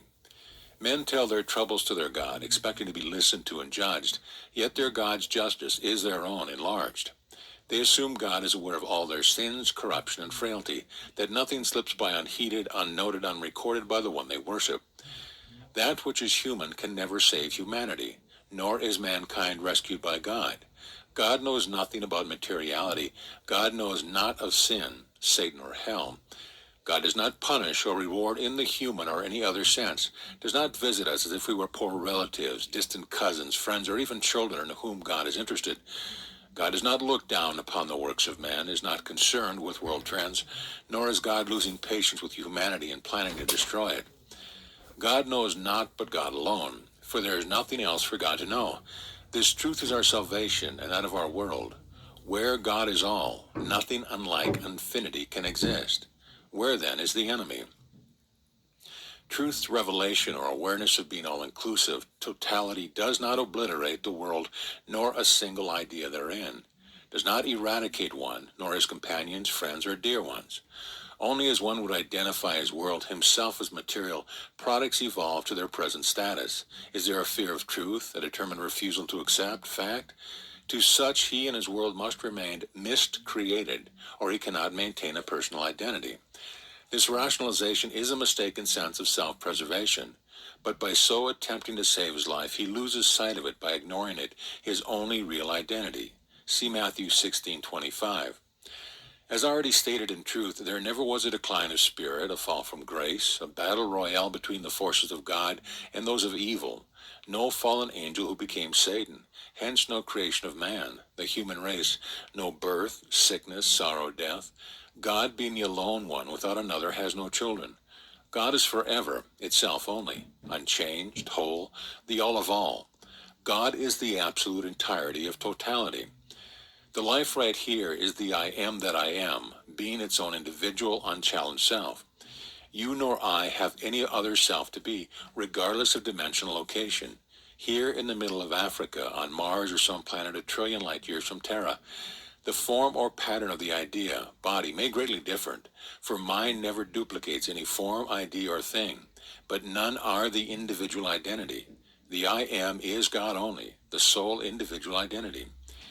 Waste no more time over the temporal, the corporeal appearance of the world, but look to God's universe as I am. Behold heaven, where all is as it is, perfect, complete. Turn from study, contemplation, and worry over the fabled you of education, personal sense, human body, conditions of state, or of the planet. From truth's elevation, look about and behold the grandeur, glory, perfection, joy, and delight of your soul self, wherein is this very world, this universe of spirit, mind, consciousness. Here nothing needs yet to be done. This world is already within God, hence is the kingdom of heaven. This is the city, four square, where there is no accuser of our brethren.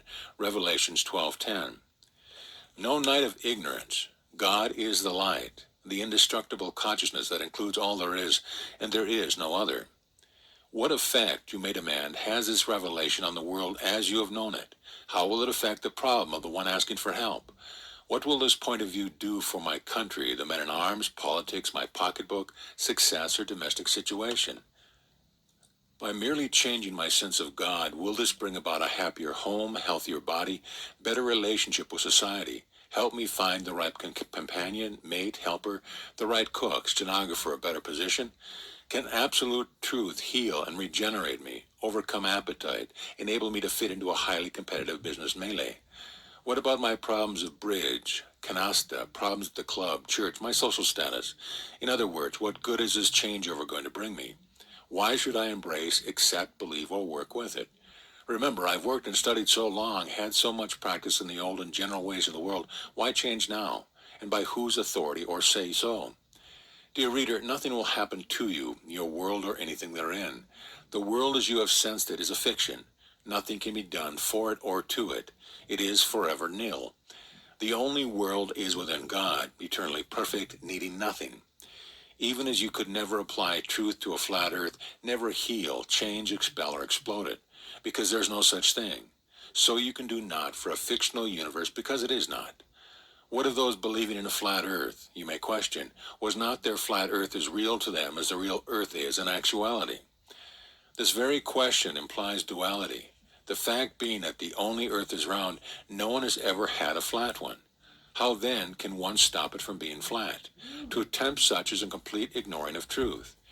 No changing of attitude, atonement, devout worship, or prayer over the matter has any relationship with truth, reality, but is one with falsity. Truth reveals the earth to be round.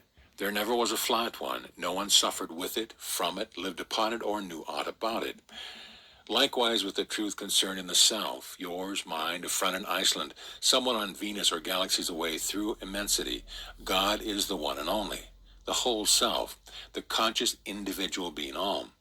So with this planet or planets immeasurably distant in dimension, spirit includes them one and all right here. Spirit conceives them and is their sole identifier. Nothing is foreign or alien to spirit. Nothing is an enemy to mind, which is all. Do you have a world of dimensions, a planet of nations, a country of races, a government of oppositions, a mind of contradictions, a body of changing elements, a God of moods? Does such a concept give you serenity and security, or do you feel impelled to cry out for peace, peace, when there is no peace? Remember, there never is anything but God. God is never anything else than God. God is not confused, limited, cramped, mortal, or fearful, but is pure, perfect, whole, happy, harmonious. This light is here now. The one individual soul identity is this light itself, changelessly being the individual one I am. Light and individual are not two, but the self-same one action, one being God, infinitely individual, being individually infinite. In light there is no darkness to expel, change, heal, or cast out. In this light, the world of mind is beheld by mind as perfect. is beheld as consisting of the infinite variations of form or patterns of the idea in which mind takes delight. Not a single complete idea has mind omitted from its conceiving. Nothing else exists to be admitted. Clinging to a history, a past wherein lurks all manner of superstition, supposition beclouds one's awareness of the one presence. There is neither a past nor a future in truth. Time is a supposed measurement of the immeasurable now, a dimensional concept of the undimensional, a period wherein the degree of God's presence is not as it now is. There is no time. There is no period gone by when omnipresence was less than the absolute presence. There is no period yet to come when omniscience will be more intelligence, more present than the absolute. Isness, reality, is the only measurement of infinity. Either God is the unchangeable all now, or there is no eternity, reality, stability, constancy, or consistency, no infinity. One is on the horns of this dilemma if he would argue down mind's allness or assume he can evolve up to a perfect God from the realm of human belief. If one is a belief, then God is not infinite, the only mind. If there is a human mind, even a temporary one, during its existence, God ceases to be all without another. Duality at any point repudiates oneness. If God stops being, even for a fraction of a moment, life terminates, infinity is not, and God, truth, including you and your world, is gone forever. You have been told to look for God alone, for nothing else is. Now, lest evil still appeals to you as desirable, believable, or as having status, power, presence of any sort, let us take an intelligent look. Evil is a supposed absence of good, God. To evil, good would not be good. Evil's good is bigger, blacker evil. Health is not healthy to evil, disease. To evil, sickness is its healthy state. Truth is false to a lie. To evil, falsity is true, normal. Heaven is hell to sin. Sin can thrive only in its own element. Life excludes death. To evil, death is its piece de resistance. Spirit does not conceive nor identify humans, personalities, for they deny spirit's identity. Infinity knows no limitation. The finite claims all good to be limited, divisible, destructible. Divine intelligence is undimensional being. Evil ignorance identifies itself according to its degree of darkness, its ignoring of truth. If evil is, it must be present, hence included in omnipresence in heaven. If hate is, love being all must be its victim. If death is, life, God, the alone one, dies. This would be the end of existence. Nothing, no one would be left.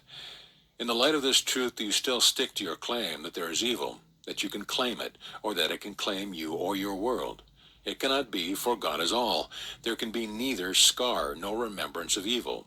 The purported place thereof shall know it no more. Psalm 103:16. Completeness is the measure of infinity. It cannot be present in degrees. The absolute perfect present is not overloaded, overlooked, or neglected. It is not in a state of evolution, development, or growth toward perfection in the future. Good is now complete, holy, entire, inclusive of the universe and all ideas. There is no weight, no future, no time, and omnipresence, omniaction. All power is intelligently being. Intelligence is being all-powerful, individually identifying itself here as this I that I am. Should the suggestion of old difficulties seem to cling, or should the problem appear to be slow and fading, do not worry over it. Wait upon it, entertain it, nourish it, or be fooled into attacking it. Do not condemn a personal sense of yourself as having failed properly to apply the truth. God being the sole self of you, there is no personal self. Truth is not something one can apply to anything, anywhere. Truth is not a medicine for the ills of the world or the flesh, yet it may appear so when all senses of suffering vanishes, never to come into mind or to be remembered any more. Divine intelligence is already present, aware as itself in all its beauty and action. There is no other who has to work to attain God or to maintain God. God already has done all for God that can be done, all that needs to be done to make God all to sustain I am forever in its eternally present, perfect state of totality. We are not speaking of a deity who is all, and a you or me beside who can enjoy or radiate this God. There is no divisibility to oneness. We are not concerned with the truth about God, what it is, and what it is not as applied to something else. We are not concerned with the truth about you, me, anyone, anywhere. All this is duality, separation from one. God is this one, all truth, inclusive of this identity I am. And mind's universe of ideas wherein is my world, my home, body, friends, business, and every conceivable good thing. To behold spirit's world, this very one present here now, one must look out from mind, not up from a supposition of evil or darkness. From the basis of duality, one cannot change the false picture to more agreeable patterns, nor ease the tension and pressure of his false assumption. Such is like trying to apply truth to make a dream satisfactory. Truth explodes the possibility of a dream. It does not treat it nor with it. Assumption and truth do not work together. One is real, the other is nothing. One is all, the other does not exist. The status quo cannot be altered. One remains forever the one. What is not, forever is not. Suppose one would look out at a view through windows practically opaque, deep with dirt and a very defective glass. The distorted view would have little relationship to the actual. Suppose he should then raise the window and look at the view, beautiful to behold. Only then might he realize that the distortion did not need correcting, that the actual was already ideal. So it is in reality. Therefore, do not look upon yourself or your world through the distorted, dirt-covered, opaque human senses, but look out through the window of infinite intelligence, and behold all as it is, perfect, whole, indestructible. One does not need to alter the view. It is the point of view that he must check. In truth, God is the sole viewer. He who would approach truth via duality is certain to see nothing in reality, for duality is opaque. There can never be an increase or decrease of substance, God. However, mind will forever continue conceiving new ideas, forms or patterns in consciousness for itself. If this were not so, mind would be limited, have come to an end of its activity, its imagination, hence would be measurable and bounded. Of beauty there is no end. Of infinite awareness, joy, rapture, glory, heaven, there is no end. Being life, its forms, visibly apparent as our world, are not repetitious, uninteresting, finite, boring, or dull, but are wonders to behold, infinite variations, new, fresh, thrilling, spontaneous throughout eternity. It will take forever for God to plumb the infinite entirety of mind, the boundless, endless, undimensional, unlimited, immeasurable, all-inclusive of truth being. This mind is individually identifying itself here and now as this I that I am, inclusive of this one and only world.